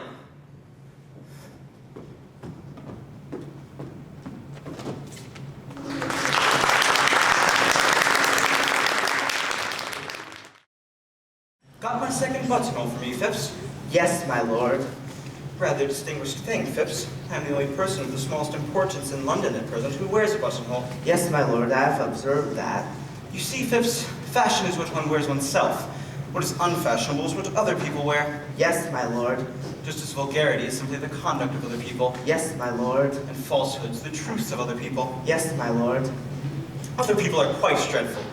The only possible society is oneself. Yes, my lord. To love oneself is the beginning of a lifelong romance, Phipps. Yes, my lord. Don't think I quite like this buttonhole, Phipps. Makes me look a little too old. Makes me almost in the prime of life, eh, Phipps? I don't see any alteration in your lordship's appearance. You don't, Phipps? No, my lord. I'm not quite sure. For the future, a more trivial buttonhole, Phipps, on Thursday evenings? I will speak to my florist, my lord. She has had a loss in her family lately, which perhaps complains for the lack of triviality your lordship complains of in the buttonhole. The extraordinary thing about the lower classes in England, they are always losing their relations. Yes, my lord, they are extremely fortunate in that respect.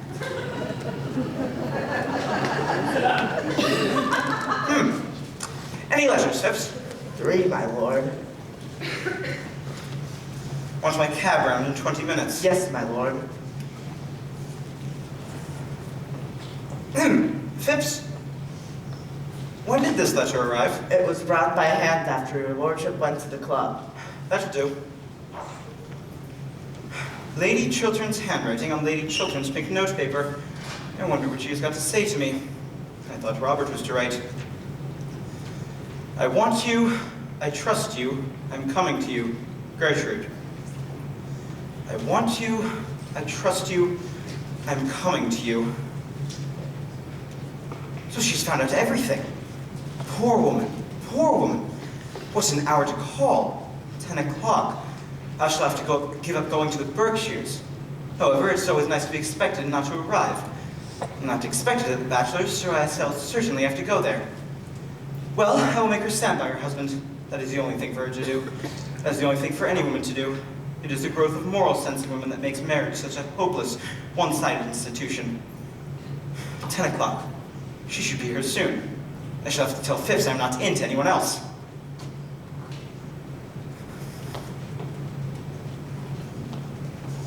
Lord Caversham. Oh, why will parents always appear at the worst times? Some extraordinary mistake in nature, I suppose. Delighted to see you, my dear father. Take my cloak off. Is it worthwhile, father? Of course it is worthwhile, sir. Which is the most comfortable chair? That one, father. It is the chair I use myself when I have visitors. Thank you. No draft, I hope, in this room? No, father. Glad to hear it. Can't stand drafts. No drafts at home, Good many breezes, father. Eh? Eh? Don't understand what you mean, sir. Want to have a serious conversation with you. My dear father, at this hour? Why, it is only 10 o'clock, sir. What is your objection to the hour? I think the hour is an admirable hour. The fact is, father, it's not my day for talking seriously. I'm very sorry, but it is not my day. What do you mean, sir? During the season, father, I only talk seriously on the first Tuesday of every month, from 4 to 7. Well, make it Tuesday, sir. Make it Tuesday. But it is after 7, father, and my doctor says I must not have any serious conversation after 7. It makes me talk in my sleep. Talk in your sleep? What does that matter? You are not married. No, father, I am not married. That is what I've come to talk to you about. You have got to get married, and at once. Why, when I was your age, sir, I had been an inconsolable widower for 3 months. I was already paying my addresses to your admirable mother. Damn ye, sir, it's your duty to get married. You can't always be living for pleasure. Every man of position is married nowadays. Bachelors are not fashionable anymore. They are a damaged lot. Too much is known about them. You must get a wife, sir. Look at where your friend Robert Chiltern has gotten to by probity, hard work, and a sensible marriage with a good woman. Why don't you imitate him, sir? Why don't you take him as your model? I think I shall, father. I wish you would, sir. Then I should be happy. At present, I make your mother's life miserable on your account. You are heartless, sir. Quite heartless. I hope not, father. And it is high time for you to get married. You are 34 years of age, sir. Yes, father, but I only admit to 32, 31 and a half when I have a really good buttonhole. This buttonhole is not trivial enough. I say you're 34, sir, and there is a draft in your room which makes your conduct worse. Why did you tell me there was no draft, sir? I feel a draft, sir. I feel it distinctly. Yes, father, so do I.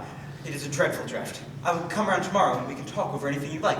Let me help you on with your cloak. No, sir, I've come for a definite purpose. I'm going to see it through at all costs to my health or yours.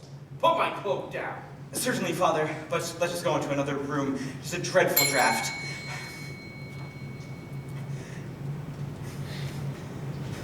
Phipps, is there a good fire in the smoking room? Yes, my lord. Come in there, father. Your sneezes are quite heartrending. I suppose I have a right to sneeze when I choose? Certainly, father. I was merely expressing sympathy. Oh, damn sympathy. There's a great deal too much of that going around nowadays. Yes, father. If there's less sympathy in the world, there'd be less trouble in the world. That is a paradox, sir. I hate paradoxes. So do I, father. Everybody one meets nowadays is a paradox. It makes society so obvious. It is a great bore. Do you always really understand what you're saying, sir? Yes, father, if I listen attentively. If you listened attentively. Concede, young puppy! Phipps, there's a lady coming to see me tonight on particular business. Show her into the drawing room when she arrives. Yes, my lord. It's a matter of the gravest importance, Phipps. Yes, my lord. No one else is to be admitted under any circumstances. I understand, my lord. Ah, that's probably the lady. I shall go and see her myself. Well, sir, we might wait attendance on you. In a moment, Father. Do excuse me. Well, remember my instructions. Phipps, into that room. Yes, my lord. Madam, is Lord Gore not here? I was told he was at home. His lordship is at present with Lord Caversham, madame. How very filial. His lordship told me to ask you to be kind enough to wait in the drawing room for him. His lordship will come to you there. Lord Goring expects me. Certainly, madame. Are you quite sure? His lordship told me that if a lady were to call, I were to show her into the drawing room. His lordship's directions on the subject were very precise. How very thoughtful of him. To expect the unexpected shows a thoroughly modern intellect. Oh, how dreary a bachelor's drawing room always looks. I shall have to alter all of this. No, I don't care for that lamp. It's far too glaring. Light some candles. Certainly, madame. I hope the candles have very becoming shades. I hope that the shades will be to your liking, madame. I wonder what woman he's waiting for tonight. It would be so delightful to catch him. Men always look so silly when they are caught, and they are always being caught. What a very interesting room. What a very interesting picture. I wonder what his correspondence is like. Oh, what a very interesting correspondence. Bills and cards, debts and dowagers. Who on earth writes to him on pink paper? How silly it is to write on pink paper. It looks like the beginning of a middle-class romance. And romance should never begin with a sentiment. It should begin with science and end with a settlement. I know that handwriting. That is Gertrude Chiltern's. I remember it perfectly now. The 10 Commandments in every stroke of the pen, and the moral law all over the page. I wonder what she was writing to him about. Something horrid about me, I suppose. How I detest that woman.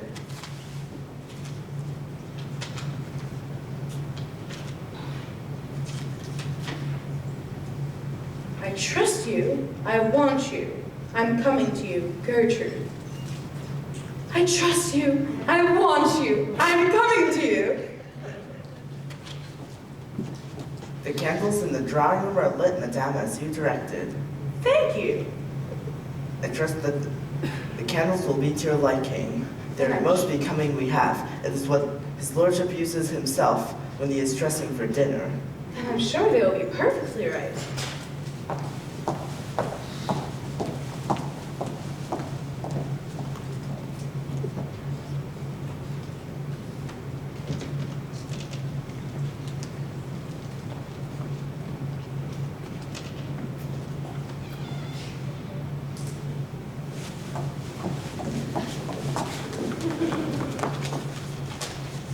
My dear father, I am to be married. Surely you allow me to choose the time, place, and person, particularly the person. That is a matter for me, sir. You will probably make a very poor choice. It is I who should be consulted, not you. There is property at stake. Marriage is not a matter for affection. Affection comes later on in marriage life. Yes, in married life, affection comes when two people thoroughly dislike each other, Father, doesn't it? Certainly, sir. I mean, certainly not, sir. You are talking very foolishly today. What I mean to say is that marriage is a matter for common sense. But women who have common sense are so curiously plain, Father. Of course, I only speak from hearsay. No woman, plain or pretty, has any common sense at all. Common sense is the privilege of our sex. Yes, and we men are so self-sacrificing that we never use it, do we, Father? I use it, sir. I use nothing else. So my mother always tells me. It is the secret to your mother's happiness. You are heartless, sir. Very heartless. I hope not, Father. My dear Arthur, what a piece of good luck meeting you out on the front doorstep. Your servant had just told me you were not at home. How extraordinary. The fact is, Robert, I'm horribly busy tonight, and I gave orders I was not at home to anyone.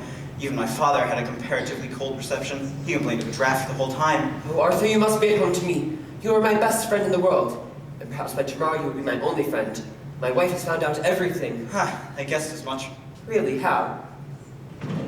Oh, merely by something in the expression of your face as you came in. Who told her? Mrs. Cheveley herself. And now the woman I love knows that I built up my life on the sands of shame, that I sold like a common huckster, a secret that had been entrusted in me as a man of honor. Have you heard nothing from Vienna yet, in answer to your wire? Yes, I got a telegram from the first secretary at 8 o'clock tonight. Well? Nothing is absolutely known against her. On the contrary, she holds a rather high position in society, and it is a sort of open secret that Baron Arnheim left her the greater portion of his immense fortune. Beside that, I can learn nothing. She doesn't turn out to be a spy, then. Spies are of no use nowadays. The newspapers do their work for them. The profession is over. And thunderingly well the newspapers do it. Arthur, I'm parched with thirst. May I call for something? Some hock and seltzer? Certainly, let me. Thank you. Arthur, you are my best friend in the world. My one friend. The one friend I can trust. I can trust you completely, Arthur, can't I? Of course, Robert. Oh, bring some hock and seltzer. Yes, my lord. And Phipps? Yes, my lord. May you excuse me for a moment, Robert? I would like to give some instructions to my servant. Certainly. Phipps, when that lady calls, tell her that I'm not expected home this evening. Tell her that I've been suddenly called out of town. You understand?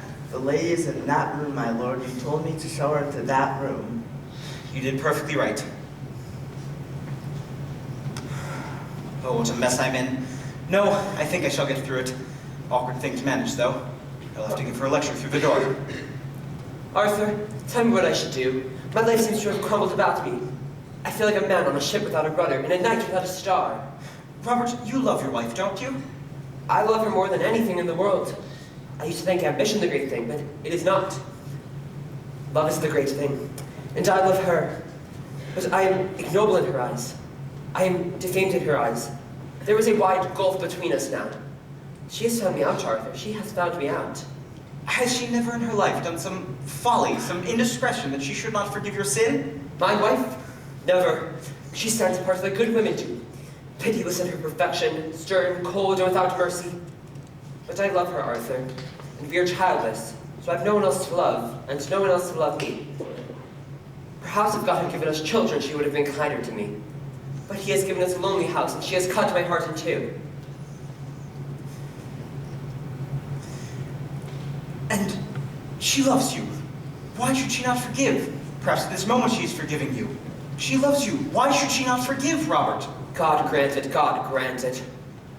Arthur, there's something more I must tell you. Hock and seltzer, sir. Thank you. Robert, is your carriage outside? No, I walked over from the club. Sir Robert will take my cab, Phipps. Yes, my lord. You don't mind my sending you away? Oh, Arthur, you must let me stay for 5 more minutes. I haven't made up my mind what I'm going to do for the Argentine Canal. The debate is to begin at 11 o'clock. What is that? Nothing. I heard a chair fall in that room. Someone has been listening. No, there is no one there. There is someone. The door is ajar, and there are lights in that room.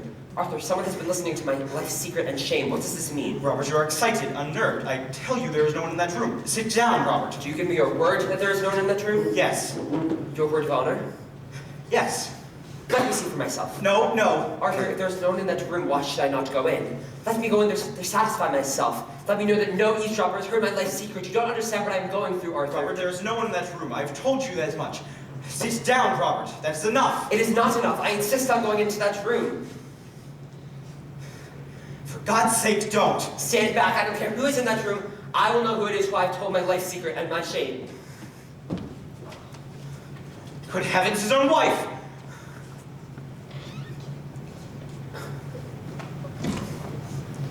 What explanation do you have for the presence of that woman here? Robert, I swear to you on my honor that that lady is stainless and guiltless of all offense towards you. She is a vile and infamous thing. Don't say that, Robert. It was for your sake that she came here. It was to try and save you that she came here. She loves you and no one else. What? You are mad. What have I to do with her and treat with you? Let her remain your mistress. You are well suited for each other. Her, corrupt and shameful. You, false as a friend, treacherous as an enemy. even. Before heaven, it is not true. In her presence and yours, I will explain all. Let me pass, sir. You have lied enough upon your word of honor tonight.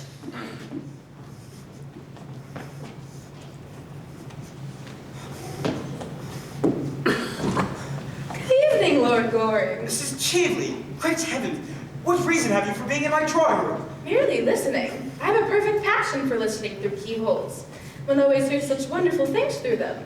Doesn't that sound rather like tempting Providence? Oh, surely Providence can resist temptation by this time. I'm glad you have called. I have some good advice I would like to give you. Oh, pray don't. One should never give a woman anything that she can't wear in the evening. I see you're quite as willful as you used to be. Far more. I've greatly improved. I have had more experience. Too much experience is a dangerous thing. Pray have a cigarette, half the pretty women in London do nowadays. Thanks. Personally, for the other half. I never smoke. A dressmaker wouldn't like it. And a woman's first duty in life is to wear a dressmaker, isn't it? What the second duty is, no one has yet discovered. You have come here to sell me Robert Chiltern's letter. To offer it to you on conditions. How'd you guess that? Because you haven't mentioned the subject. Have you got it with you? Oh no. A well-made dress never has any pockets. What is your price for it? How absurdly English you are. The English think a checkbook can solve every problem in life. Why, my dear Arthur, I have very much more money than you have, and quite as much as Robert Chiltern has got a hold of. Money is not what I want. What do you want then, Mrs. Cheveley? Why don't you call me Laura? I do not like the name. You used to adore it. Yes, that's why.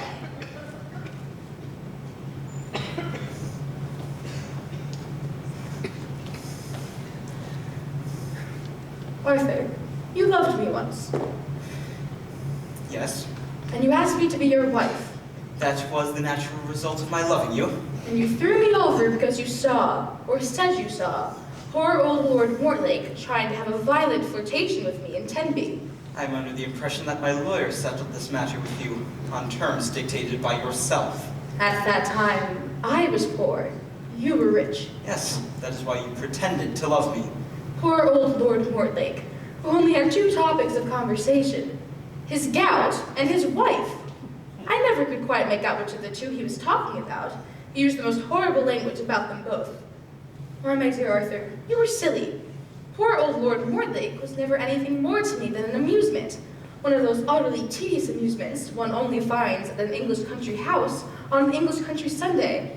And I don't think anyone at all morally responsible for what he or she does at an English country house. Yes, I know many people think that. I loved you, Arthur. My dear Mrs. Cheveley, you have always been far too clever to know anything of love. I did love you. And you loved me. You know you loved me. And love is a very wonderful thing. I suppose that when a man has once loved a woman, he will do anything for her. Except continue to love her. Yes, except that. I'm tired of living abroad. I want to come back to London. I want to have a charming house here. I want to have a salon. If one could only teach the English how to speak and the Irish how to listen, society here would be much more civilized. Besides, I have arrived at the romantic stage. When I saw you last night at the Chilterns, I knew you were the only person I've ever cared about. If I've ever cared about anybody, Arthur. And so, on the morning of the day that you marry me, I will give you Robert Chiltern's letter. I will give it to you now if you agree to marry me. That is my offer. Now? Tomorrow. Are you really quite serious? Yes, quite serious. I should make you a very bad husband. I don't mind bad husbands. I've had two. They amused me immensely. You mean you amused yourself immensely, don't you? What do you know of my married life? Nothing, but I can read it like a book. What book? The Book of Numbers. Do you think it is quite charming of you to be so rude to a woman in your own house? In the case of very fascinating women, sex is a challenge, not a defense. I suppose that was meant for a compliment. Why, my dear Arthur, men are never disarmed by compliments. Men always are. That is the difference between the two sexes. Women are never disarmed by anything, as far as I know them. Then you are going to allow your greatest friend, Robert Chiltern, to be ruined, rather than marry someone who has really considerable attractions left. I thought you would have risen to some great height of self-sacrifice, Arthur. I think you should. And the rest of your life you could spend in contemplating your own perfections. Oh, I do that as it is. And self-sacrifice is a thing that should be put down by law. It is always so demoralizing for the people for whom one sacrifices oneself. They always go to the bad. As if anything could demoralize Robert Chiltern. You seem to forget that I know his real character. What you know of him is not his real character. It was an act of folly done in his youth. Shameful, I admit. Dishonorable, I admit. Unworthy of him, I admit. And therefore, not his true character. How you men stand up for each other. How you women war against each other. I only war against one woman. Against Gertrude Chiltern. I hate her. I hate her now more than ever. Yes, because you have brought a real tragedy into her life, I suppose. The only real tragedy in a woman's life is the fact that her past is always her lover, and her future, invariably her husband. Lady Chiltern knows nothing of the life to which you are alluding. A woman whose size in gloves is a 7 3/4 never knows much about anything. You know Gertrude has always worn a 7 3/4. That is one of the reasons why there's never been any moral sympathy between us.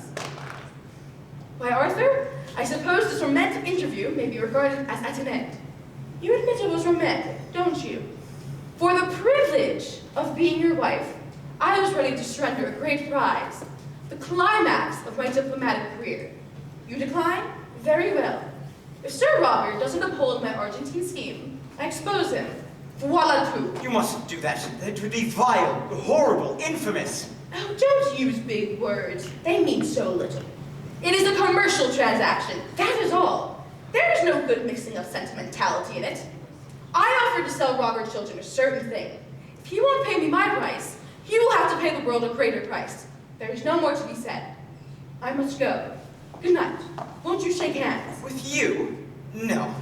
Your transaction with Robert Chiltern may go down as a loathsome commercial transaction of a loathsome commercial age, but you seem to have forgotten that you came here tonight to talk of love. You, whose lips desecrate the word love. You, to whom the thing is a book closely sealed.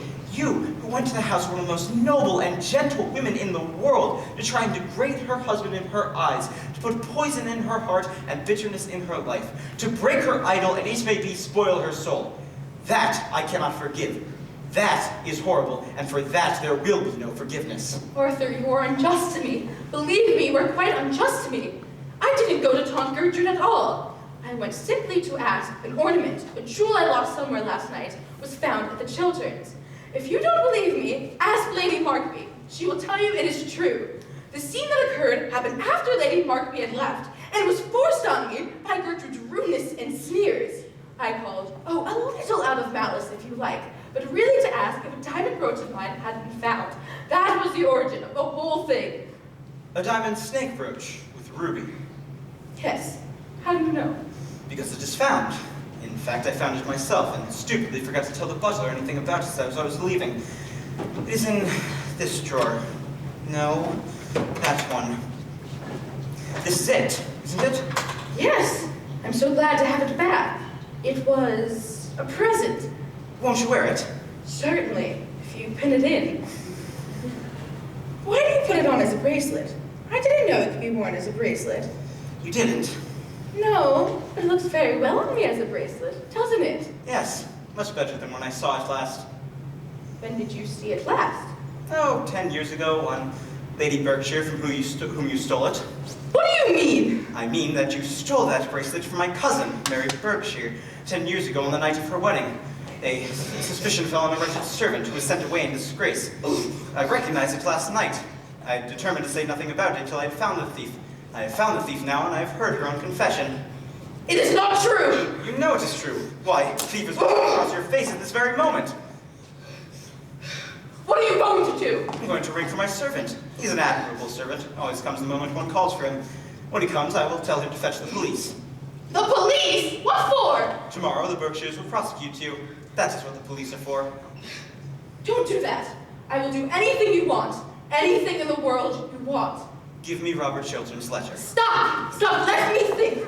Give me Robert Chiltern's letter. I do not have it on me. I will give it to you tomorrow. You know you are lying. Give it to me at once.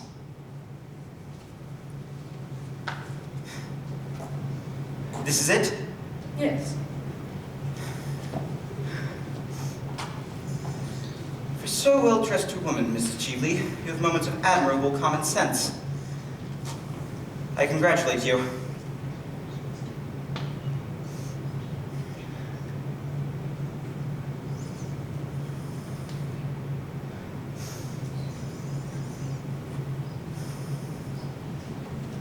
Please get me a glass of water. Certainly.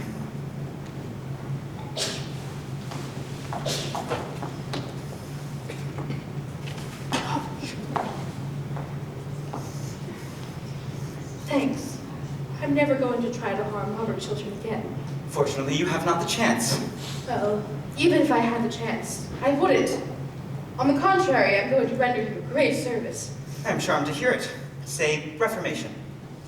I couldn't bear so upright a gentleman, so honorable an English gentleman being so shamefully deceived and so... Well? Oh! Somehow I find that Gertrude's dying speech and confession has straight into my pocket. What do you mean? I mean that I'm going to send Robert Chiltern the love letter his wife wrote to you this evening. Love letter? I want you. I trust you. I'm coming to you, Gertrude. You wretched woman, must you always be thieving? Give me back that letter. I will take it from you by force if I have to. Lord Goring merely arranged that you should show me out. Good night, Lord Goring.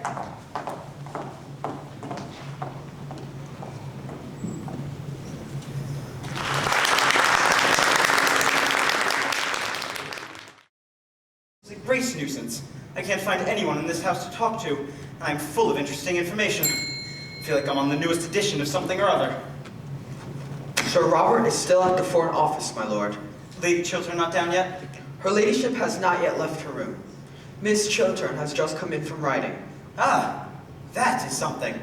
Lord Caversham has been waiting for Sir Robert in the library for quite some time. I told him your lordship was here. Thank you. Would you kindly tell him I've gone? I shall do so, my lord.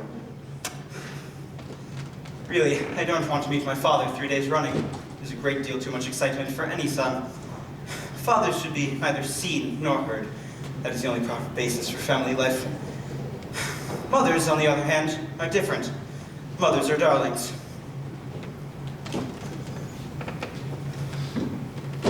Well, sir, what are you doing here? Wasting your time as usual, I suppose? My dear father, when one pays a visit, it is for the purpose of wasting other people's time, not one's own. Have you been thinking over what I spoke to you about last night? I can think of nothing else. Engaged to be married yet? Not yet, but I hope to be before lunchtime. You can have till dinner time if it will be of any convenience to you, sir. Thank you, father, but I prefer to be engaged before lunch. Never know when you're serious or not, sir. Neither do I, father.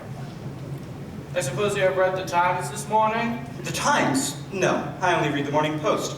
The only thing one needs to know about modern life is where the duchesses are. Anything else is quite demoralizing. Do you mean to say you have not read the Times leading article on Robert Chiltern's career? Good heavens! No. What does it say? What should it say, sir? All complimentary, of course.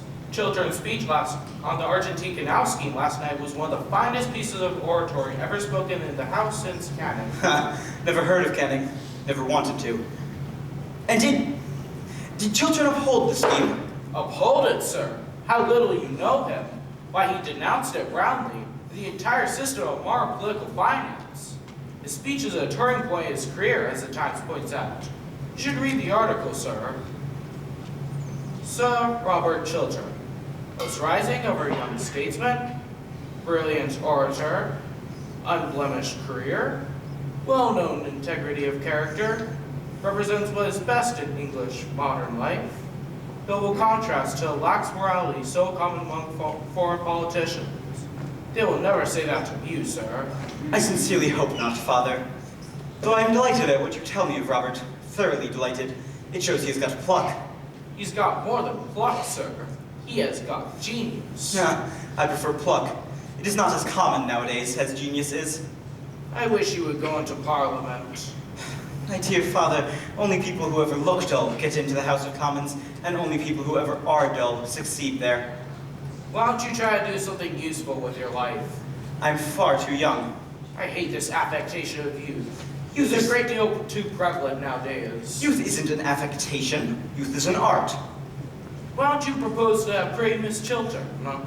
Because I'm of a very nervous disposition, especially in the morning. I don't suppose there's the slightest chance of her accepting you. Well, I don't know how the betting stands today. if she did, she'd be the prettiest fool in England. That is just who I should like to marry. A thoroughly sensible wife would reduce me to a state of absolute idiocy in less than 6 months.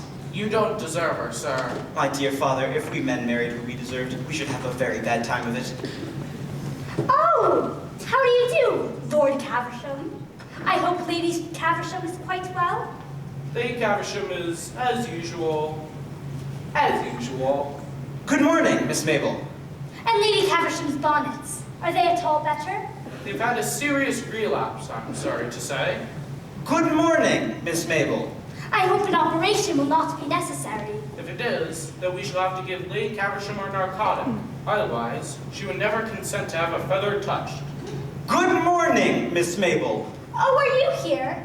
Well, I hope you know that after you're breaking your appointment, I'm never going to speak to you again. Oh, please don't say that. You are the one person in London who I really like to have listen to me.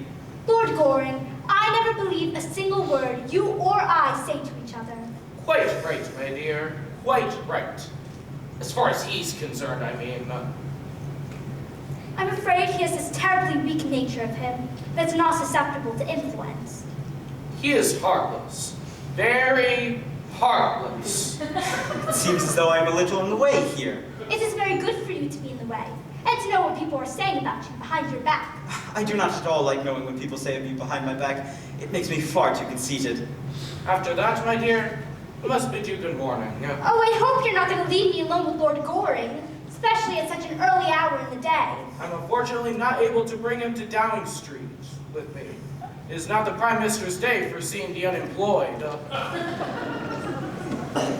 People who don't keep their appointments in the park are horrid.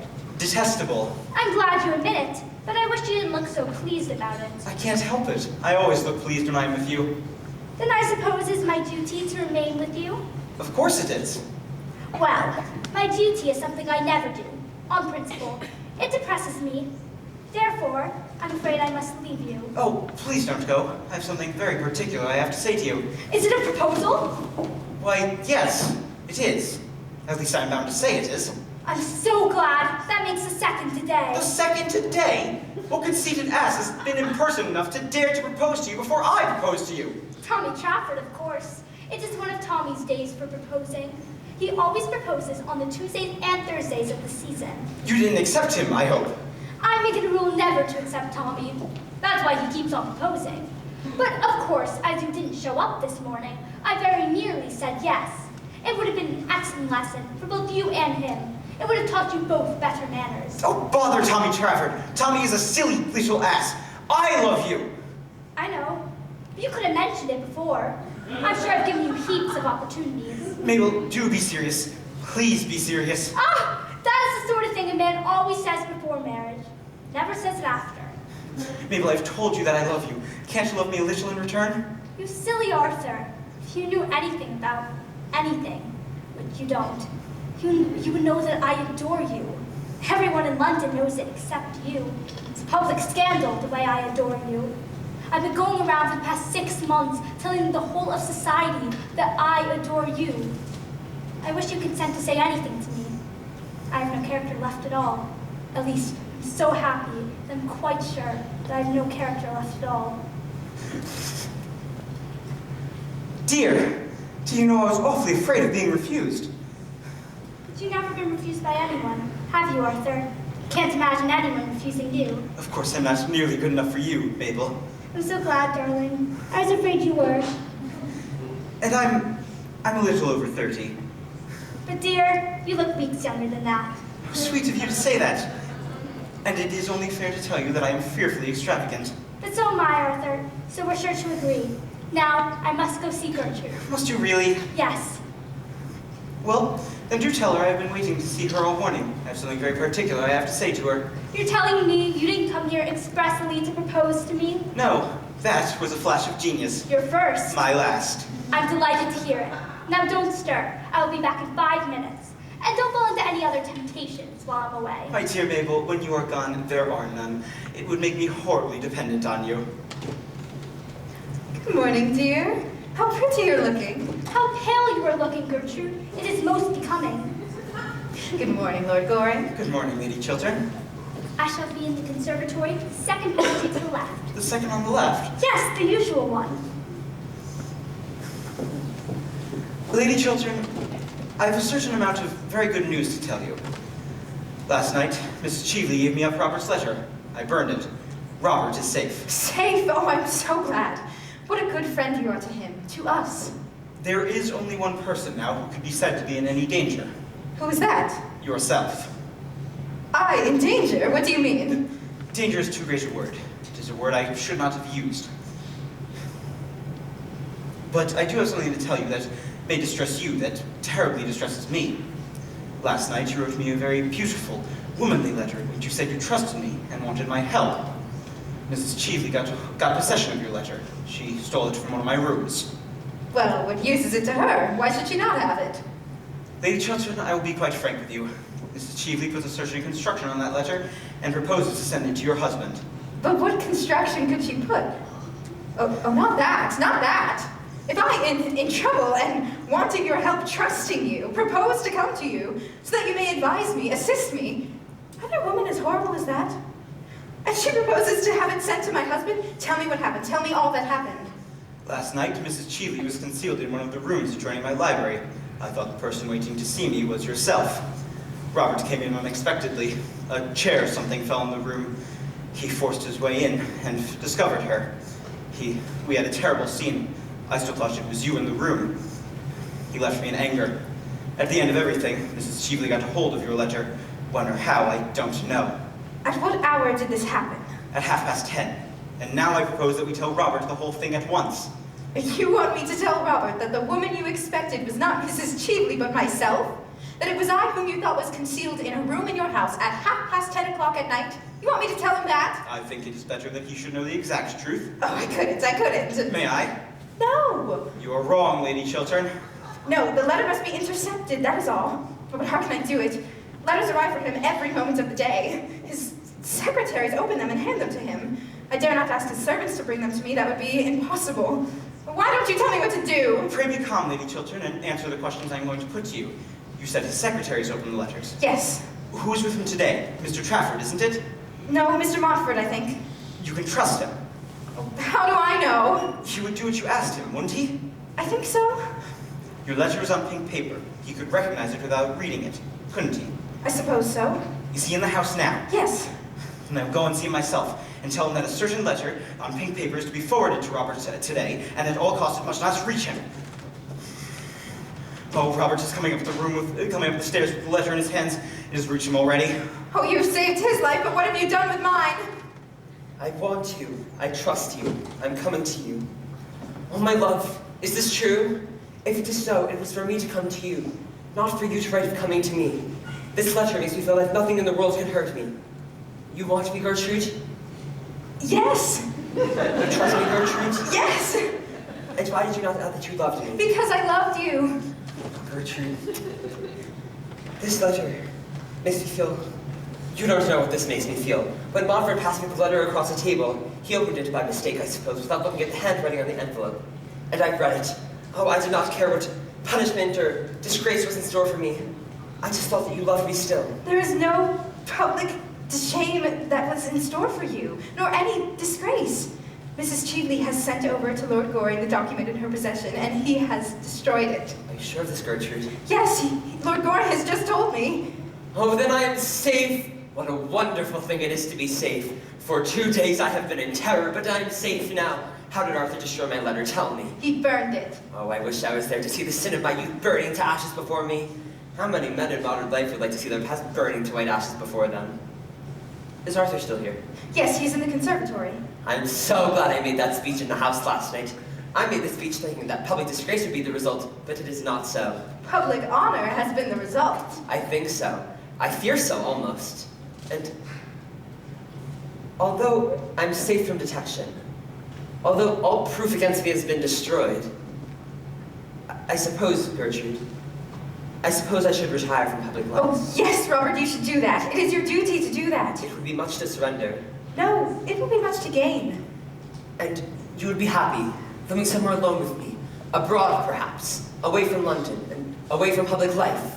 You would have no regrets? Oh, none, Robert. And your ambition? You used to be ambitious for me, Oh, don't you? my ambition. I have none now but that we two may love each other. It was your ambition that led you astray. Let us not talk of ambition. Arthur, thank you for what you've done for me. I don't know how I can repay you. My dear fellow, I'll tell you at once. At the present moment, under the usual I mean in the conservatory.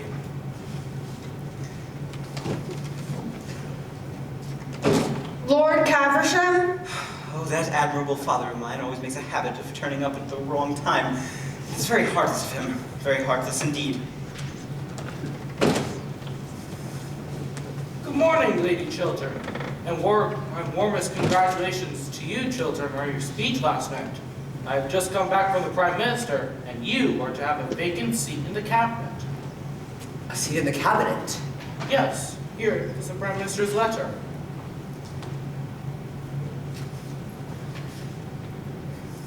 A seat in the cabinet? Certainly, and you well deserve it too. You've got what we want so much in political life nowadays. High character, high morale tones, high principles. Everything you do not have, sir, and never will have. I do not like principles, Father. I prefer prejudices. I cannot accept this offer, Lord Caversham. I've made up my mind to decline it. Decline it, sir? My intention is to retire from public life at once. Decline a seat in the cabinet and retire from political life? Never heard such damn nonsense in the whole course of my existence. I beg your pardon, Lady Chiltern. Chiltern, I beg your pardon. Don't grin like that, sir. No, Father. Lady Chiltern, you are a sensible woman. The most sensible woman in London. The most sensible woman I know. Would you kindly prevent your husband from making such... Would you kindly do that for me, Lady Chiltern? I think my husband is right in his determination. I approve of it. You approve of it? Good heavens! I admire him for it. I'd never admired him so much before. He's finer than even I thought of him. You will go and write to the Prime Minister, won't you? Don't hesitate about it, Robert. I suppose I should write at once. Such offers are not repeated. I will ask you to excuse me for a moment, Lord Caversham. I may come with you, may I not? Yes, Gertrude.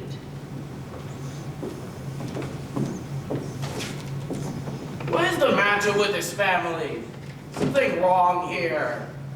Is he ready, I suppose? Both of them too? Wife as well as husband? Very sad indeed. And they're not an old family. Can't understand it. It is not idiocy, Father, I assure you. What is it then, sir? Well, it is what is called nowadays a high moral tone, Father. Hate these newfangled names. Same thing we used to call idiocy 50 years ago. Shan't stay in this house any longer. Oh, do go in there for a moment, Father. There's someone I would like you to talk to, under the usual palm tree. What, sir? I beg your pardon, Father. In the conservatory, Father. The conservatory. What about, sir? About me, Father. Not a subject on which much eloquence is possible. No, Father, but the lady is a little like me. She doesn't care much for eloquence in people. She thinks it's a little loud.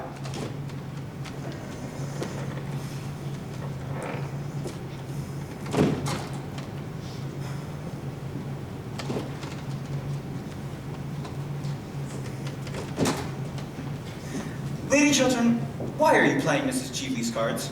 I don't understand you.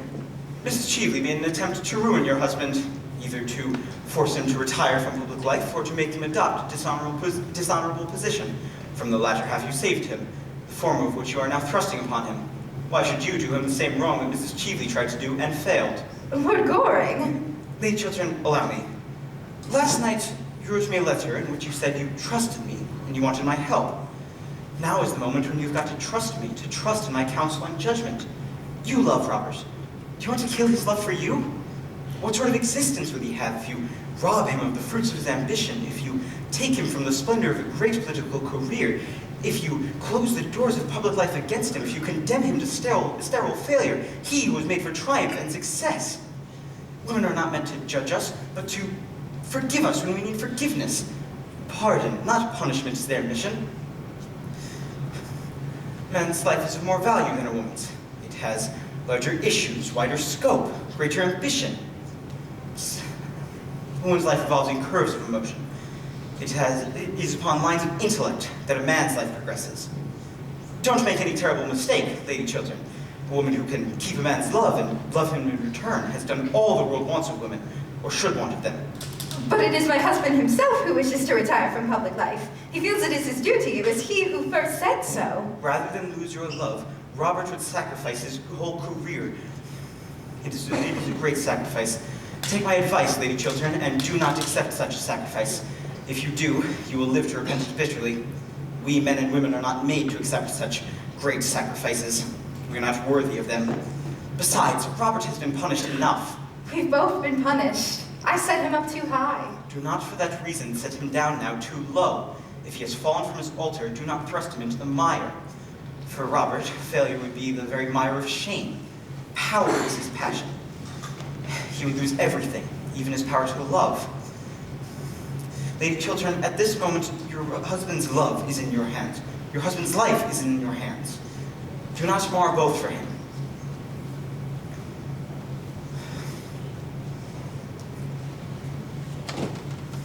Gertrude, here's a draft of my letter. Shall I read it to you? Let me see it.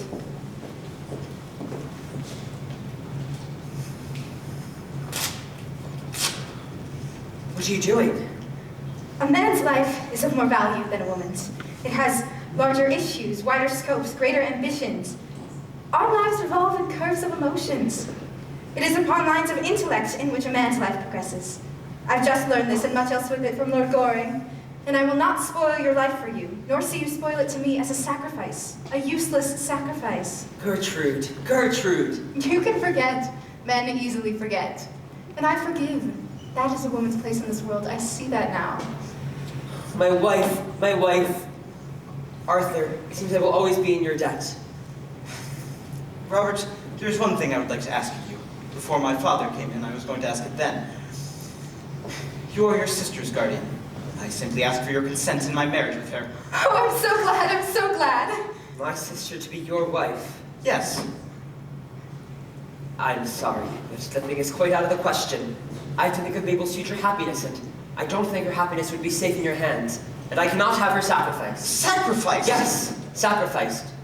A loveless marriage is horrible, but there is one thing that is worse than an absolutely loveless marriage. One where there is love, but on one side only. Where there is faith, but on one side only. Where there is devotion, but on one side only. In which one of the two hearts is sure to be broken.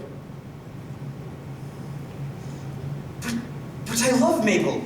No other lady has such a place in my life. Robert, if they both love each other, why should they not be married? Arthur cannot give Mabel the love she deserves. I certainly must ask you to explain yourself. Do you really require I tell you? Of course. As you wish. When I called upon you last night, I found Mrs. Cheesley concealed in the rooms of your house. It was between the hours of 10 and 11 o'clock at night. I do not wish to say anything else. Your relations with Mrs. Cheesley have, as I said before, nothing whatsoever to do with me. I know you were engaged to be married to her once, and it seems that the interest she had in you seems to have returned. You spoke to me of her as a woman pure and stateless, of a woman you respected and honored. That may be so, but I cannot give my sister's life into your hands. It would be wrong of me. It would be unjust, infamously unjust. I have nothing more to say. Robert, it was not Mrs. Cheesley whom Lord Goring was expecting last night. Not Mrs. Cheesley, who was it then? Lady Chiltern. It was your own wife. Robert, last night, Lord Goring told me that if I was ever in trouble, I could come to him for help, as he was our oldest and best friend. After that terrible scene in this room, I wrote to him telling him that I trusted him, that I had need of him, and that I was coming to him for help and advice. Yes, that letter. I didn't end up going to Lord Goring's after all. I felt it is from ourselves alone that help can come. Pride made me think that. Mrs. Cheesley went. She stole my letter and sent it anonymously to you, so that you may think Oh, I cannot tell you what you wish you to think. Oh, my love, had I fallen so low in your eyes that you thought for even a moment that I could have doubted your goodness?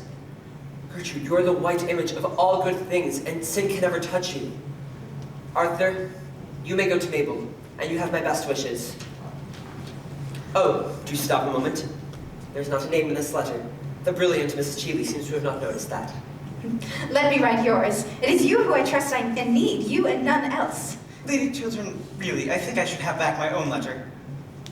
No, you shall have Mabel. Then I hope she has not changed her mind. It has been nearly 20 minutes since I saw her last. Lord Goring, I think your father's conversation is much more improving than yours.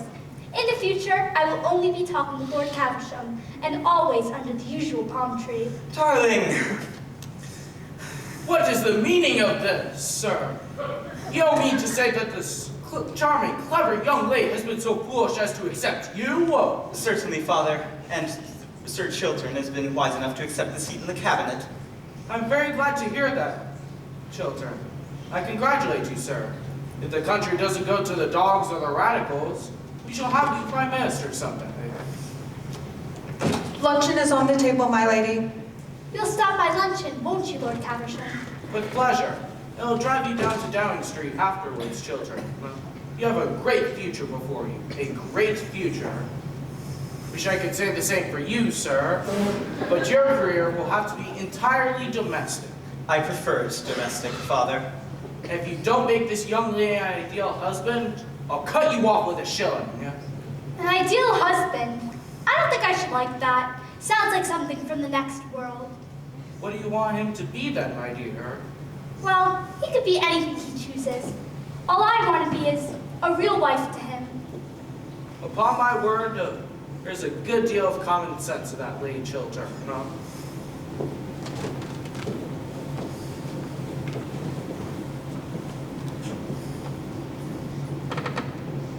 Aren't you coming in, Robert?